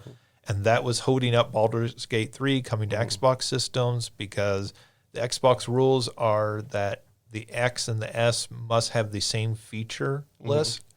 So like one can be run at a higher resolution with better graphics, but all the features must be the same. And so Guess not anymore. yeah, apparently Xbox gave them an exclusion. That's great for this release, but obviously the fear is this opening the door? Yeah. So is Xbox Series S going to start getting, dumbed down versions of games coming in the future? That was always a concern. You're releasing a lesser powerful version of your new hardware versus the PlayStation, where the two models are exactly the same. One just has a disk drive and one doesn't. Yeah. Otherwise, they're functionally the same. Speaking of PlayStation, so remember when we talked about the PlayStation Q, their new portable game system? Except it, even at the time in the rumors, wasn't all that portable. Well, they have officially released details on this. It is going to be called the PlayStation Portal. It is going to sell for $200, and it only streams from your local PlayStation 5. So this will not stream if you have I forget what it's called, PlayStation Plus Premium, whatever the high level is that allows you to stream games. It will not stream games that way. It will only stream from your local PlayStation 5, like in your house. Like, why even bother at that point? Right. Like, at that point, you're just going to hook up and turn on your PlayStation 5. I think the logic behind this is if your PlayStation 5 is connected to the main TV in the home, in the living room, right? And at night you want to be able to lie in bed and play your PlayStation 5, you could do it with this system. Now, obviously, like, you're not going to do that, but like if you had a big family, you had a little kid and they wanted to be able to play PlayStation 5 and normally it's hooked up to the big TV. Bummer, dude, it's bedtime. Well, Man, this is just so silly to me. I'm trying to make a case for it. I tend to agree as well. I mean, that's how I would use it. If I were to pick it up, that's exactly how I would use it. My PlayStation has hooked up in the living room, and yeah, there might be times where I'm laying in bed and if I wanted to play something. So like, I fully understand and, would play it with that logic. I can understand that as a feature, but to make something where that's the only thing it can do is where I'm like, this is ridiculous. Yeah, I don't know if I guess I fully understand what you mean by streaming only, like So streaming like, only from your local PS5. So like, my sister has a PS5 back home in Minnesota. I can't pick up one of these and use it here. I think that, that's sort of how I was understanding it. That makes sense to me. I think that is a miss. You also can't remotely stream games from PlayStation. So like PlayStation allows you to play some games, like PlayStation 3 games emulated are only via streaming. You won't be able to play any of those on this. That also then, seems like a pretty big miss as well. Yeah. Yeah. The other thing that was really weird is this thing does not have Bluetooth. So you can't have Bluetooth headphones. They are going to release exclusive headphones that work with this. Well, didn't during the showcase or when it was first announced, weren't headphones come like immediately after when they announced this? So I think it's wrong of them to do, but I do understand it if it's their attempt to push product. Yeah, but it's also insane to release this thing that's $200 I don't and disagree. you're having to pay close to another 100 for a pair of headphones that work with it. When Well, Because everybody, I'm sure it also doesn't have a headphone jack That's what I to was going to plug say. in. Will it have like a headphone jack? I don't know. That actually is not something that I checked to see if it has a headphone jack. Because I know your typical PS5 has a headphone jack in the bottom, but this is a PS5 controller that's been cut in half. Right. Yeah. And an 8-inch screen is slapped between them. Yeah. So I don't know. If it has a headphone jack, again, I wouldn't be as upset. But Yeah, again, it's another miss. yeah. Unnecessary. Yeah. And it's a step down because was it the Vita that you could stream games from your PlayStation? Yeah, it had a remote Yeah. play. Yeah, and the biggest thing that you can pick it up and leave the house with it, but now if you have to be local with your PS5 with this, it's a Yeah. step down from the Vita. So does that mean that you essentially need to be on the same Wi-Fi?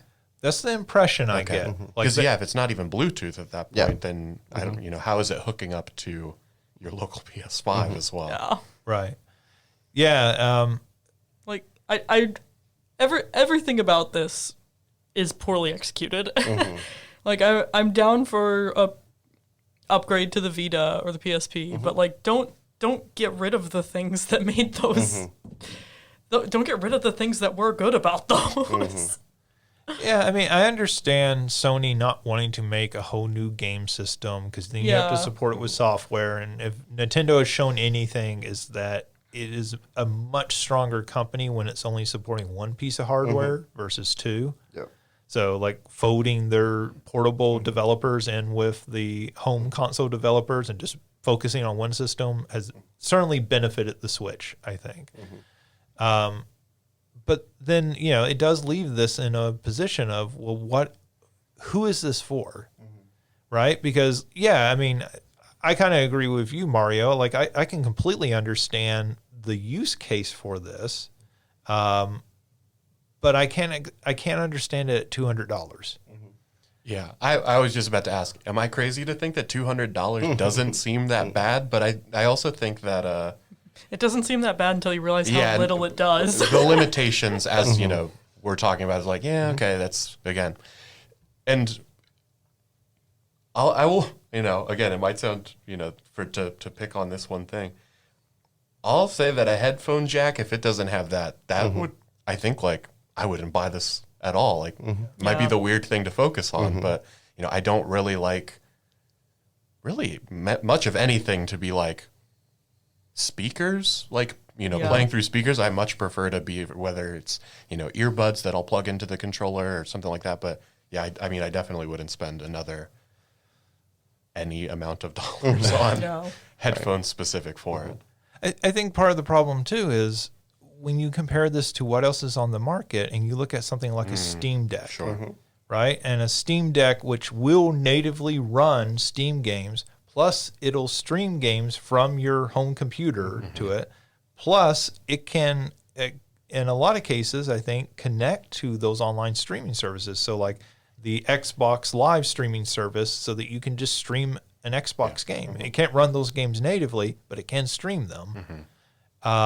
And so when you compare this, and that's only, I forget what the low end Steam Deck is, like 360 or something. Like when you start looking at it compared to that, it's only $160 more, and I'm getting a much more full featured experience. Like, And when you add on the headphones, it's probably only $60 more. Right. like I just have a difficulty figuring out who to recommend this to. Sure. Other than somebody who just has a lot of money and like wants the convenience, right? Which, like, good on them. The other thing that I guess I wonder, going back to the question of families, would you be able to have somebody playing one thing on the PS5 and somebody playing something else on the Portal? No. Okay, well then that's Yeah.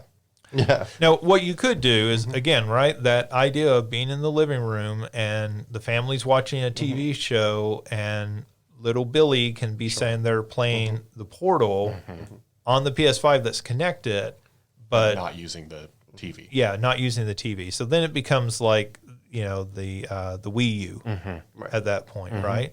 But again, this is an extra $200 to do that, right?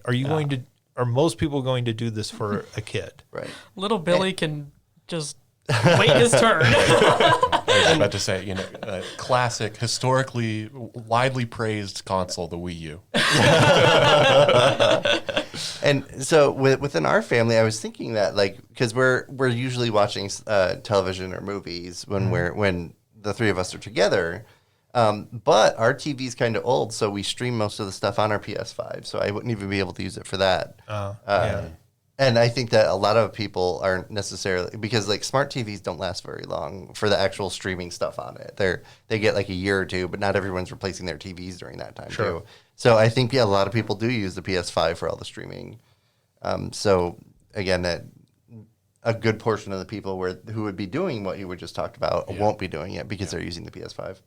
Or they're spending another $40 to $50 to get a Roku so that they can do this. Yeah. And so then again, that's adding more to the cost, right?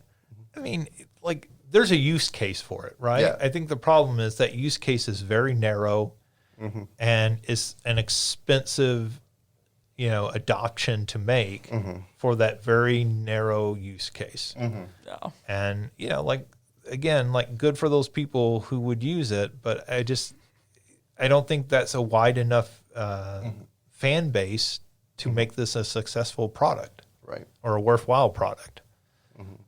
Maybe I'll be surprised. If you are, we all will be. Let's see. Ukrainian developed Stalker 2 has been pushed to Q1 2024. That game was originally supposed to come out this year. I note that it is Ukrainian developed because this game obviously had to stop development when the war began, and then obviously the war is still ongoing in the Ukraine, and this game is getting delayed because of that, right? So,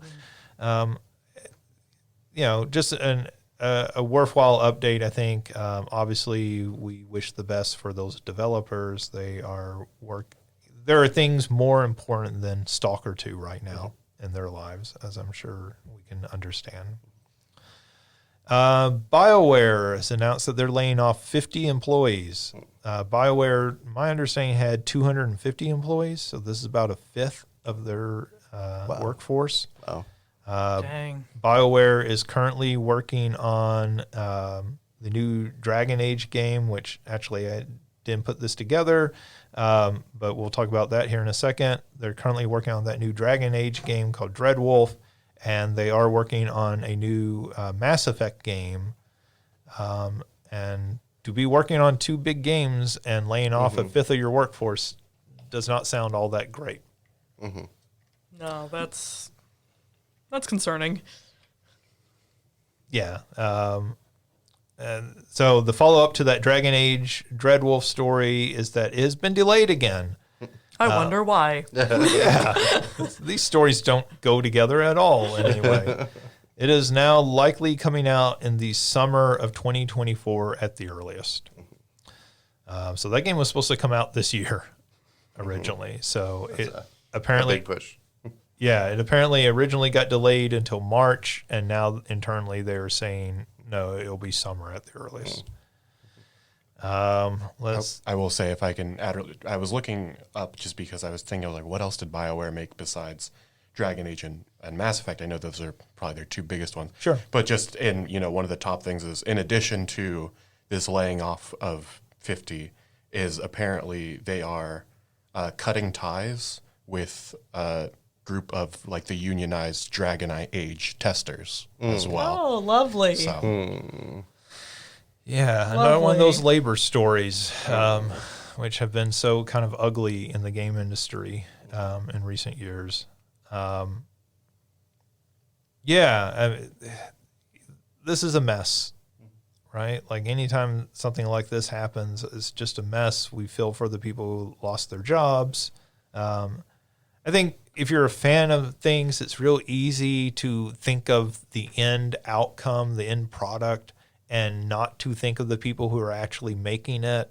And I think, if anything, the stories we've heard over the last few years in the game industry, as far as labor, have very much shined a light on real people are making these games, right? Wow. They just don't come out of a factory.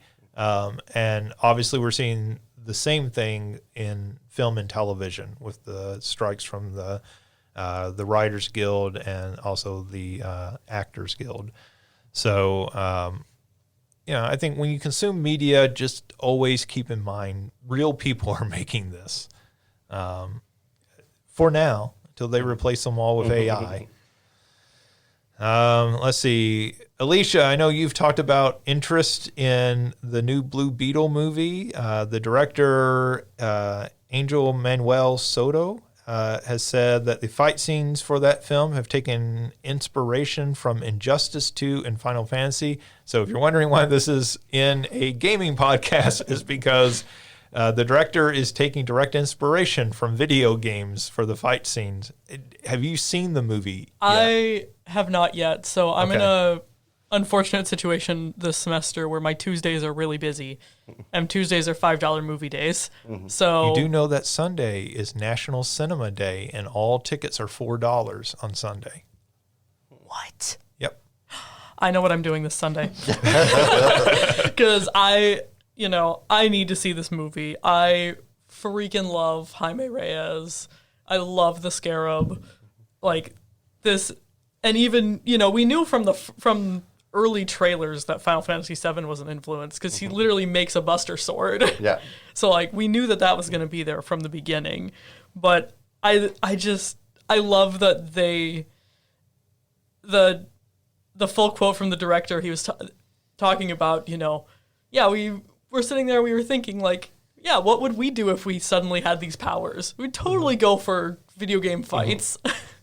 So I am super happy about this, and I'm very excited to see the movie now on Sunday. That is now my plan. I know at least VIP Cinema is participating in that, and I think AMC is as well. I think all the major chains are. I will have to poke at that and see. I was going to clean on Sunday, but why clean when I can go see Blue Beetle? Yeah, your house will still be dirty on Monday, so like Exactly. you can clean it then. Exactly. Yeah, I mean, I think that's interesting. I think it's interesting when you start thinking about character development and like what would a young person today know of how to fight, and it would come from video games, right? Like, Yeah. like it's not like young people today are generally taking UFC classes or anything. Some are, I guess. That's for billionaires, not for Yeah. us normal people. They just That's for never people- actually fight. That's for the people who can get in behind the scenes and fix the match. What? I didn't say anything. Zuckerberg's ready. It's Musk. Like, Oh, gosh. and I never thought I would say that. Like, Zuckerberg is ready for the MMA fight against Elon Musk, but Mark Zuckerberg has never in his life been so rooted for and so popular. Yeah. Like, it is the ultimate nerd dream, right? Like everyone's cheering for you because they hate this other guy so much more. I just keep thinking of if anyone remembers in season 1 of Community, the first Christmas episode, there's a complete jerk who sets up a fight that Jeff is supposed to go fight this guy, and Pierce is like, every man should be punched in the face at least once. And so I'm like, have either of these two men ever been punched in the face for real? I know people want to, but have either of them, because I think they both need to be. I feel like these are the sorts of people that even when they're training, they're like, nothing in the face. You break out a fake pair of glasses. You wouldn't hit a guy with glasses, would you? if we're being honest, I don't think I would be able to tell if either of them had been hit in the face. I don't. It's not like they have like super special faces or anything. True.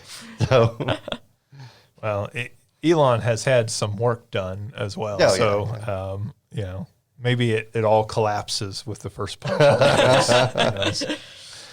Let's see. Speaking of television and movies, Fallout, the TV series, is coming to Amazon in 2024. There is a teaser that was shown at Gamescom and leaked online. I guess they didn't officially put it out there, but somebody filmed it. It is taking place in Los Angeles. So, yay, not San Francisco. I have no idea what to expect of that show. I will say that we have been getting recently some decent media based on video games with The Last of Us and, God help me, Metal. the Sonic the Hedgehog movies, which aren't as, and Twisted Metal is like, not a train wreck. And so you kind of look at this and you, for a change, have some hope that this might actually be somewhat decent. It feels like they're having their comic book moment, right? They're figuring out if we actually adapt this stuff and we don't play it for laughs, that it will actually be successful. Well, it's like I was thinking of that when you were saying, the actors who are in Twisted Metal. I'm like, I remember when they first started releasing trailers for the first Thor movie. My dad was like, and my dad has been a comic book nerd all his life. He owns every Avengers comic and is only missing 7 issues of Thor from forever. And he was like, yeah, this is really cool. We're getting Anthony Hopkins in this.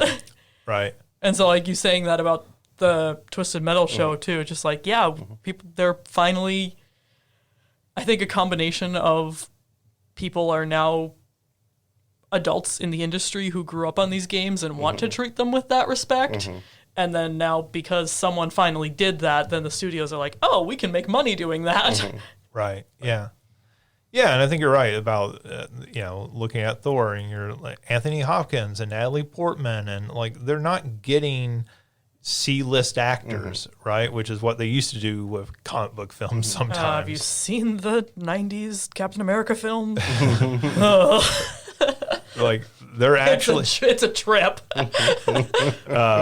they're actually going out and trying to get, and Marvel's been very good about that, about sprinkling in very established actors and everything, and and I think we got to see Marvel start doing that 15 years ago now.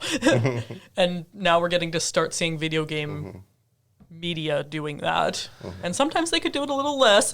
Chris Pratt, Mario. But it is cool to see how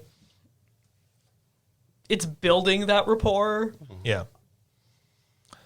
Well, speaking of Mario, and speaking of good decisions in adapting video games to movies, the original Super Mario Brothers live-action film is getting a 4K re-release in Japan. There is no announcement for this in the U.S. yet. This is for the 30th anniversary, I believe. God, that would be so great. I am angry if we don't get it.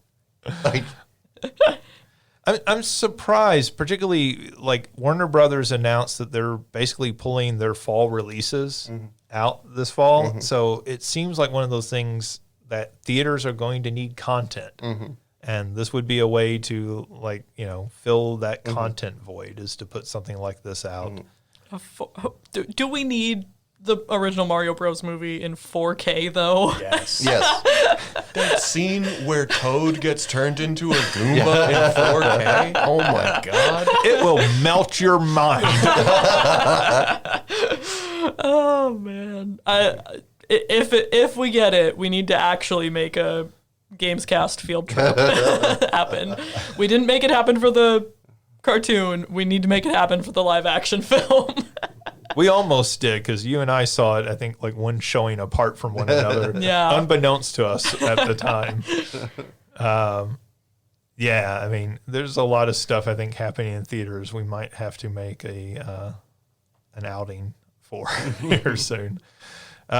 Speaking of Mario is losing his voice. I'm so sad. Charles Martinet, the voice of Mario, basically since the 90s, most famously since Mario 64, but actually a little bit before that.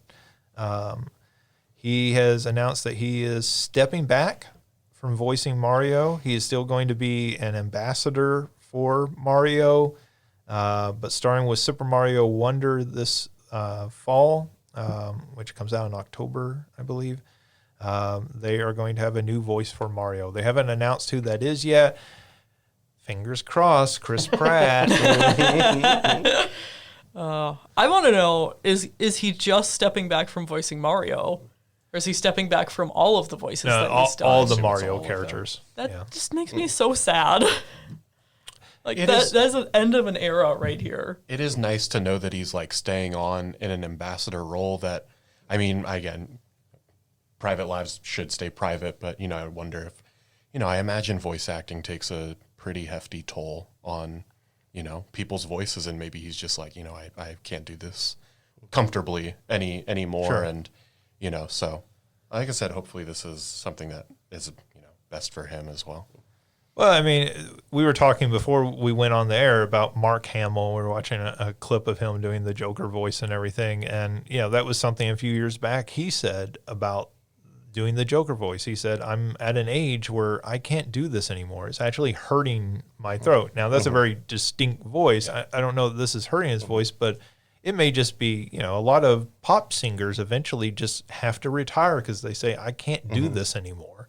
And I can imagine, doing, it's me, Mario, like at some point, your voice just can't do that anymore. Yeah. And maybe he's reached that point, and I think, that's what you kind of hope for. Like, you hope it's not a health related reason or something like that he's just getting to a point where, or maybe he just doesn't want to do it anymore. Yeah. Oh no, it's definitely something to like respect what he's doing and still all the love. Just makes me sad on a personal note. Sure. I mean, that's a lot of people's, not just childhood, but their entire lives. My entire life. It's a shame Bob Hoskins isn't around to do the voice, because I think that would be the logical next step. Of course. And I can't remember if he shared it in the group chat or if I saw it somewhere else, but it was a video of Bob Hoskins being like, when they asked him to do Mario, and he was like, I was an Othello. and then started doing this movie. So, he said he didn't even know what Super Mario Brothers was. He didn't know it was a video game when he signed on. Which is just one of those things you hear and you're like, how is that possible? Yeah. Well, that's like Sean Connery didn't sign on for. They wanted him for Gandalf, and he didn't pick it up because he had no idea what was going on in the script. He didn't know Lord of the Rings, Yeah. and so then he took League of Extraordinary Gentlemen when that came along because he was like, well, the last time I didn't understand a script, I missed out on something big, so I should take this one. And then he retired because that experience was so terrible. They tried to get him to come back for the fourth Indiana Jones movie, and he actually talked to him about it. But apparently the role was so sort of forgettable. It was just like a little cameo, and he was like, nah, it's not worth coming out of retirement for that. Which, again, I can totally respect. It would have been, amazingly, an even worse final movie of What was the fourth one? That was the... that was the Shia LaBeouf one. Crystal Skull, Yeah. something like that. Yeah, it was awful. I stand by. That fourth movie is better than Doll of Destiny. Oh, that's a... OJ can't beat Ryan up in the parking lot anymore. We might set up to start a new tradition now. Hey, go back and watch it. That's a better movie than Doll of Destiny. That's a I a haven't hot seen take. Other because I heard Crystal Skull was so bad that I didn't want to see anything else. So yeah. It's not a great movie. It's nowhere close to the first three, but... Dial of Destiny is not incredible, but Dial of Destiny at least was fun. Crystal Skull was just bad. if you could see Justin's the faces, like, I don't even know in if here I can right agree now. to disagree. No, it's one of those situations where I had a very strong similar opinion before Dial of Destiny came out. I went back and rewatched Crystal Skull, and it's still problematic, but it's not as problematic as I remembered it. And in lieu of Dial of Destiny, I think it's a better movie than Dial of Destiny. And I know I'm in the minority on that, and I'll probably stay in the minority on that. But Please email your complaints to justin.young@siu.edu. Also, if you want to see the parking lot fight about this, email justin.young@siu.edu. she probably has fingernails. It'll hurt. I actually don't have my claws right now, so. You got declawed. Did your cats do that too? Let's see. Pokemon Company has said that they still have, quote, a long way we can keep going on designs of Pokemon. I just love this quote because somebody asked them, like, are you running out of designs for new Pokemon? You did a bag of trash. Okay, the bag of trash was 10 years ago, though, you realize? And that's a good Pokemon. Yeah. And they've gone on 10 years past that. So just, use your imagination. Just think, Justin. I mean, we can look around this room. I don't think there's a water bottle Pokemon or, foam noise canceling Pokemon, door handle Pokemon, Baffle. pair of jeans Pokemon. But they did come out with the second Haunted tea set. There's two now instead of just one. Really? Well, that makes Yeah. sense. And that's why people are like, oh, you just did a second Haunted tea set. Maybe. No, I but like we've the been idea. saying that for how long have we had humanoid furries for the Firestarter Final Yeah. Evolution? Yeah. I like the idea that the Haunted tea set was an idea somebody had written on a whiteboard, and then a few years passed and they forgot that they used that idea, and somebody said, well, look, there's Haunted tea set. Why don't we do that? Yeah. And they're like, that's a great idea. Let's do a Haunted tea set. And then they introduced it, and somebody said, we already did that. And they're like, shit. And then they're like, oh, wait, no, one's an English tea set. The other is a matcha tea set. So this one has a handle. This one doesn't. Those nerds won't notice, right? Yeah, so no danger of Pokemon Company stopping their crazed ways anytime soon. We will almost certainly get a third Haunted tea set. You know what? I'll take a third Haunted tea set over Iron Hands and Iron Bundle that we had in Violet. I'm sorry. The Scarlet Paradox Mons were way more creative and interesting than the Violet ones. Could be a podcast studio, Pokemon. Table Pokemon, Yeah. Podcast mic, thermostat Yeah. Pokemon. There's so much potential. folding chair Pokemon. All right. Sega has completed their acquisition of Rovio, the creators of Angry Birds. Where is my Angry Flickies game? That's all I want out of this. I'm sure that's coming. I hope so, because we have not had Flickies in a long time. So for people who don't know, until an acquisition officially goes through, they're not actually allowed to, Sega's not allowed to say, hey, start work developing this. That's a violation of laws and everything. So for that reason, even if they had that as an idea, they couldn't until the day that went through say, okay, now start Angry Flickies. Yes. So we may still be quite a ways out from that. Square Enix stock took a pretty big hit in response to Final Fantasy XVI sales report. That game sold 3 million copies. That was certainly, and that's not the final sales. Obviously, the game has just been out since June, but it was not it did not meet their expectations at Square Enix. Now, it is only available on PlayStation 5. PlayStation 5 has had issues with getting enough systems out there where people who wanted them could actually buy them. So 3 million actually seems pretty good, all things considered. But obviously Square Enix is not happy. It should also be noted Square Enix has never been happy with any game's performance. That's part of the reason they sold off, or part of their rationale for selling off Crystal Dynamics and after the Tomb Raider games, because they basically said, well, none of these games are meeting our expectations, even though those games were selling 7 or 8 million copies each. I don't know what their expectations are. They're expecting Pokemon level sales, but Final Fantasy hasn't been that since Final Fantasy VII, really. Yeah. Those games do not sell that many copies. And even Final Fantasy VII on the PlayStation 1 did not sell like as many copies as people think. It wasn't like the best-selling game on that system. No, I think nostalgia has made it a lot. And not that it wasn't big, but nostalgia has made it bigger. Yeah, I mean, it was definitely big at the time, but Yeah. it's not as big as the biggest games today. It never has been. Final Fantasy has never been that. Yeah, and I think another part of this too is that there was a really, really big argument about turn-based versus not, and should Final Fantasy be turn-based? Sure. And so I think that people gave up on Final Fantasy because of the Square Enix's response, and saying like, yeah, no, we're not going to go back to turn-based ever. When was the last turn-based Final Fantasy? 13.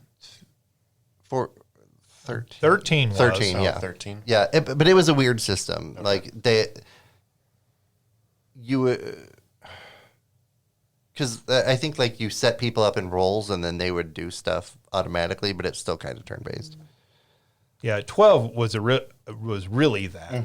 Like 12 was where I forgot what the name for that was in 12, but it was like basically you gave commands to your team how they should respond, but you actually were only controlling the main character.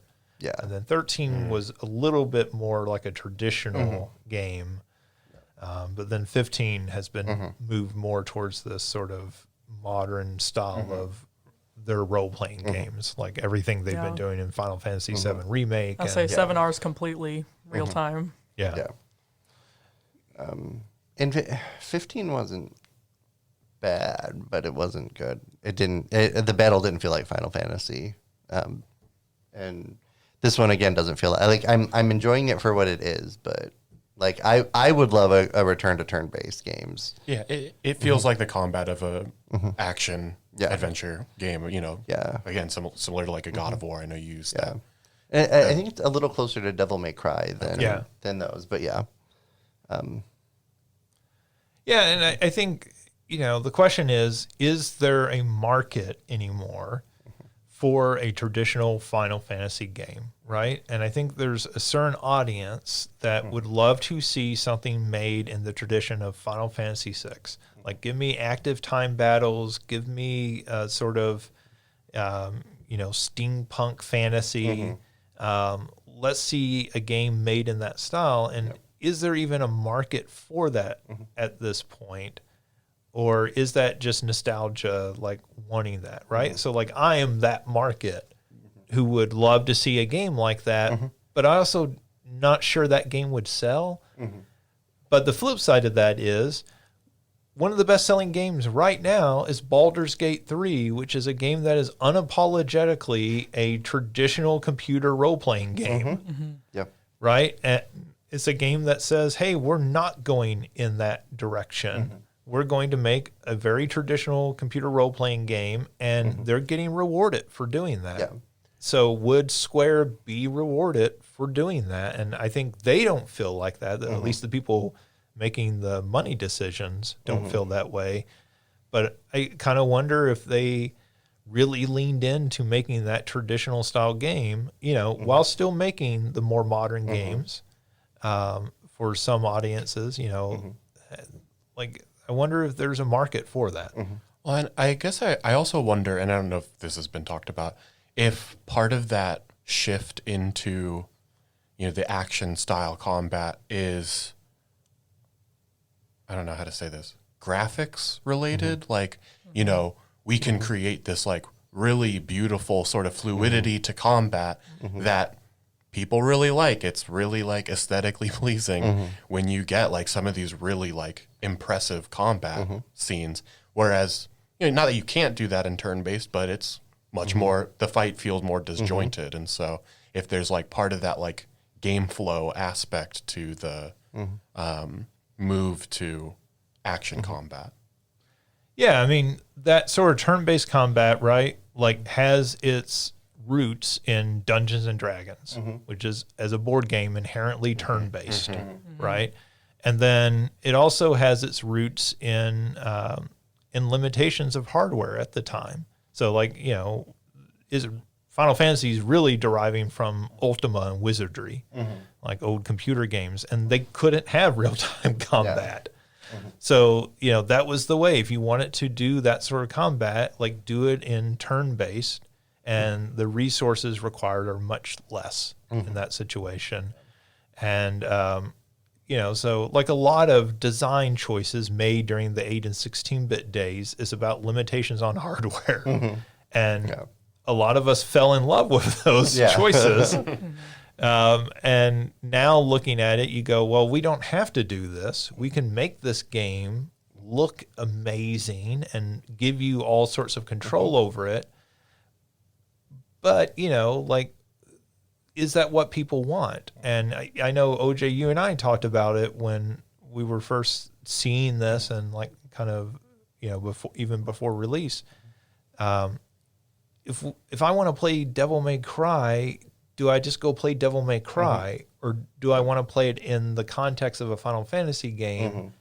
And is that audience going to carry over, right? Because are the people who play a Devil May Cry game, do they want to go sit through a 40-minute cutscene, Right.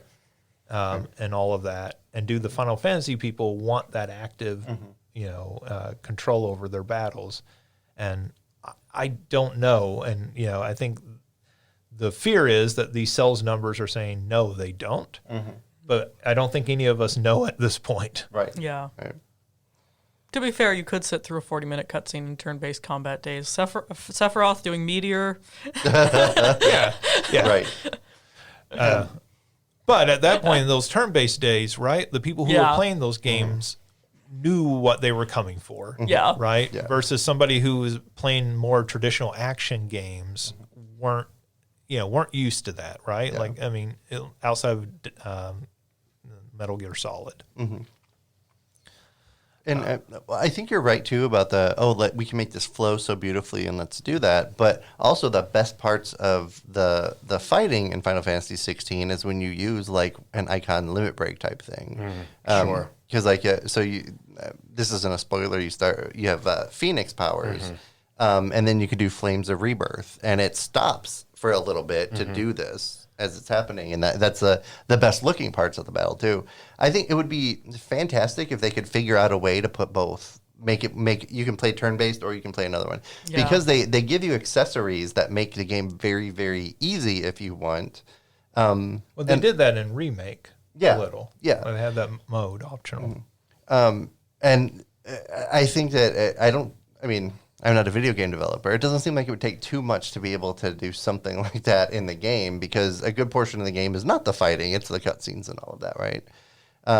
And I would love for there to be different versions of it that you could play, because, they are interested in people just playing it for the story, and then turn-based is it not necessarily easier, but it's a different style of, like, a whole different skill set that's needed for one versus the other. And if they're interested in making it easier for people to play through it, then one of the ways to do that is to make it turn-based for people where it's easier for them. Maybe more accessible than easier for people who aren't as big into video games. Right. Yeah. That's part of the appeal of Pokemon, is you can sit there and take your time and figure out what move is going to be best. And Yeah, so Pokemon is one of those franchises that has continued that very much, right? Yeah. Well, and there's one of my favorite YouTubers, Rome Mithril. He's kind of one of my go-tos for, I talk about Pikmin being one of my comfort games. It's his Pikmin run-through that I always watch. And, he's played all kinds of stuff. And when he first did Secret of Mana, he took a little aside to be like, this is why I don't care for turn-based in general. I want to feel like I'm doing the actions. But then he was like, it makes sense for Pokemon because you are the trainer. You're telling your Pokemon what to do, and then they're going and doing it. But so Pokemon, it would be interesting to see how they would pull off moving away from turn-based if they ever wanted to do that, because it is very logical and why it stays that way. Yeah. Well, that was the MOBA game. That's the one that's not turn-based, but you're also Unite. Yeah, I think that's right. Pokemon Unite. I don't know about the mystery dungeon games. Were those? The mystery dungeon games are still turn-based. Okay. I know they but have a different. it's a different system. They look different. And yeah, so you encounter something and you run through your menu and make the choice still, but it's a lot faster, I think, than mainline games. Yeah, well, we'll see where this develops. I think it was like, what was it, the day before these numbers came out and everything, they announced a new partnership with Xbox where they said basically Square Enix games would all be coming to Xbox in the future, starting with, was it Final Fantasy XIV, the online game. And so this seems like a direct response to this, that like we cannot be exclusive anymore. I think part of the big problem for them with this one is they put it out on PlayStation. It's not out on Xbox. It's not out on PC. It's not even on PS4 and 5. Yeah, it's only 5. So, you know, when you think of it from that perspective and everything, like if it comes to PC, they said they were going to start development on the PC version after it came out. That's at least another year away.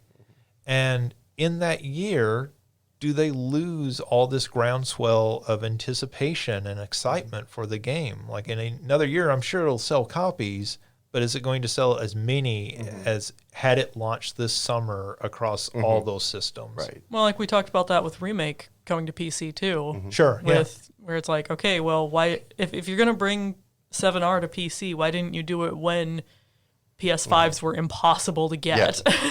Right. Yeah. That was even more of an issue, right? Like at that point, because it actually was a struggle to get the hardware. More of a struggle. Integrate was only available for PS5. You couldn't get it for PS4. And so I was like, well, okay, well. Yeah, I think this is just, I think what we're getting at is this is an example of how outside of first-party developers, and even in their cases, you know, and we see this with Microsoft and Sony porting all their games to PC now, there's just not enough money to have these exclusive games anymore. If you're not Nintendo, who can still be selling Smash Brothers for $60 brand new 5 years after release, like most of these companies can't get away with this. And you know, like I think that's just the reality of the situation that we're facing now. And so I think these companies are just going to have to adapt to that, or they're not going to survive long term.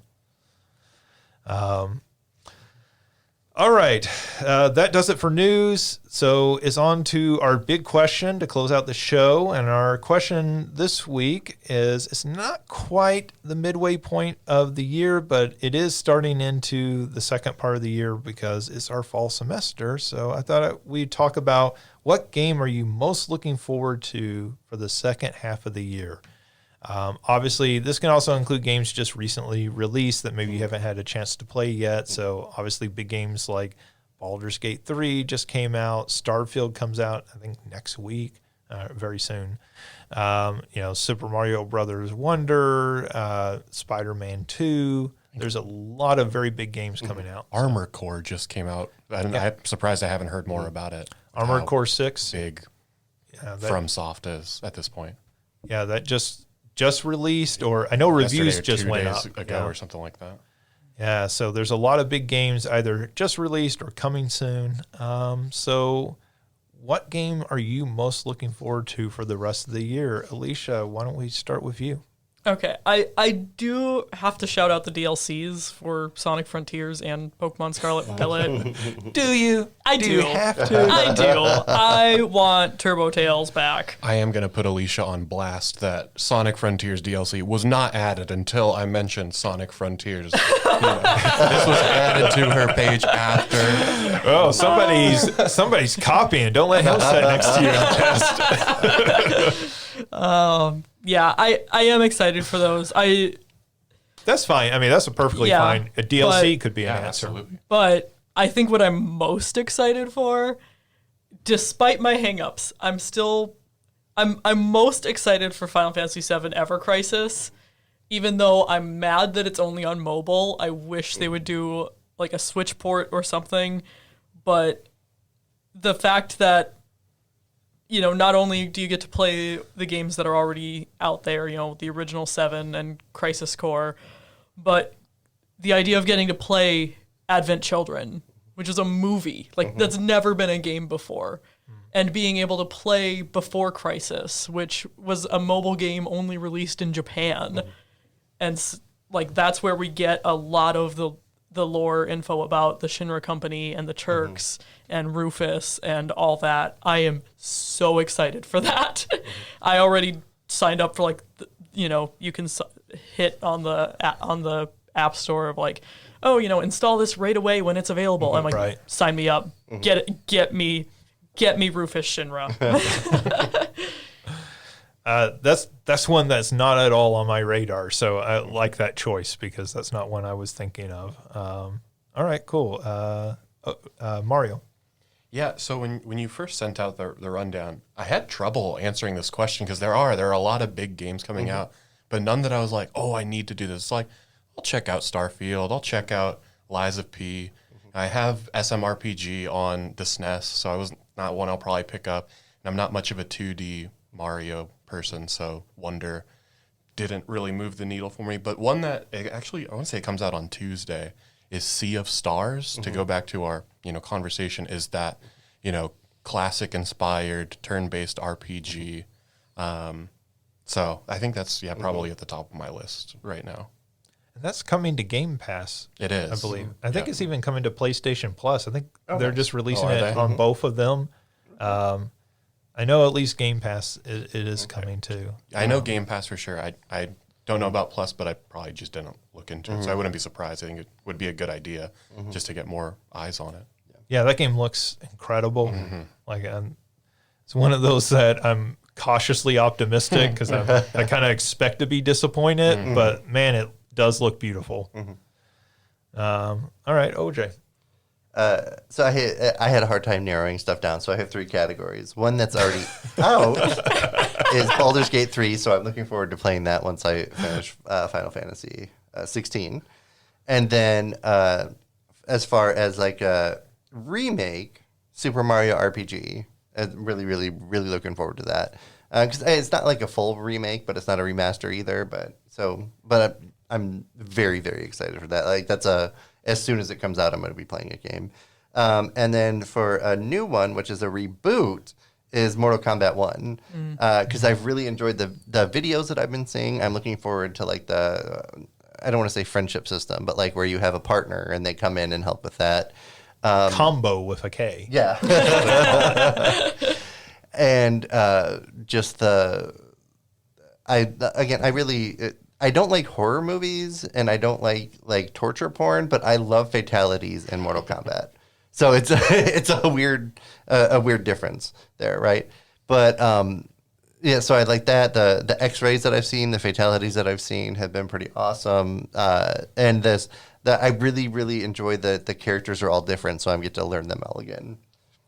And they just showed off a new board game mode to that game. Oh, I didn't see that. You are moving your character around a board game, and then you're interacting different sorts of fights you have to interact with and everything. It looked really kind of neat.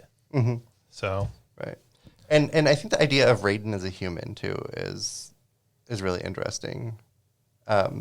And not being, I don't know exactly what it is, but he's not a god anymore. Liu Kang is a god. Right. Liu Kang, I think, has taken his god spot. Yeah. And then rebuilt everything. So it's really interesting seeing Raiden as a human now too, and to see how that plays out. They should have brought Christopher Lambert in to play him again. 100%, yes. All right. My choice is... This is really hard because there's a lot of games. I'm really excited to play Baldur's Gate 3, and it's just a game I haven't gotten to yet, and I really want to play it. And, I'm excited to see Super Mario Wonder because they've changed so much in the animation and all that. I hope that means that game is really interesting and not just another new Super Mario Brothers.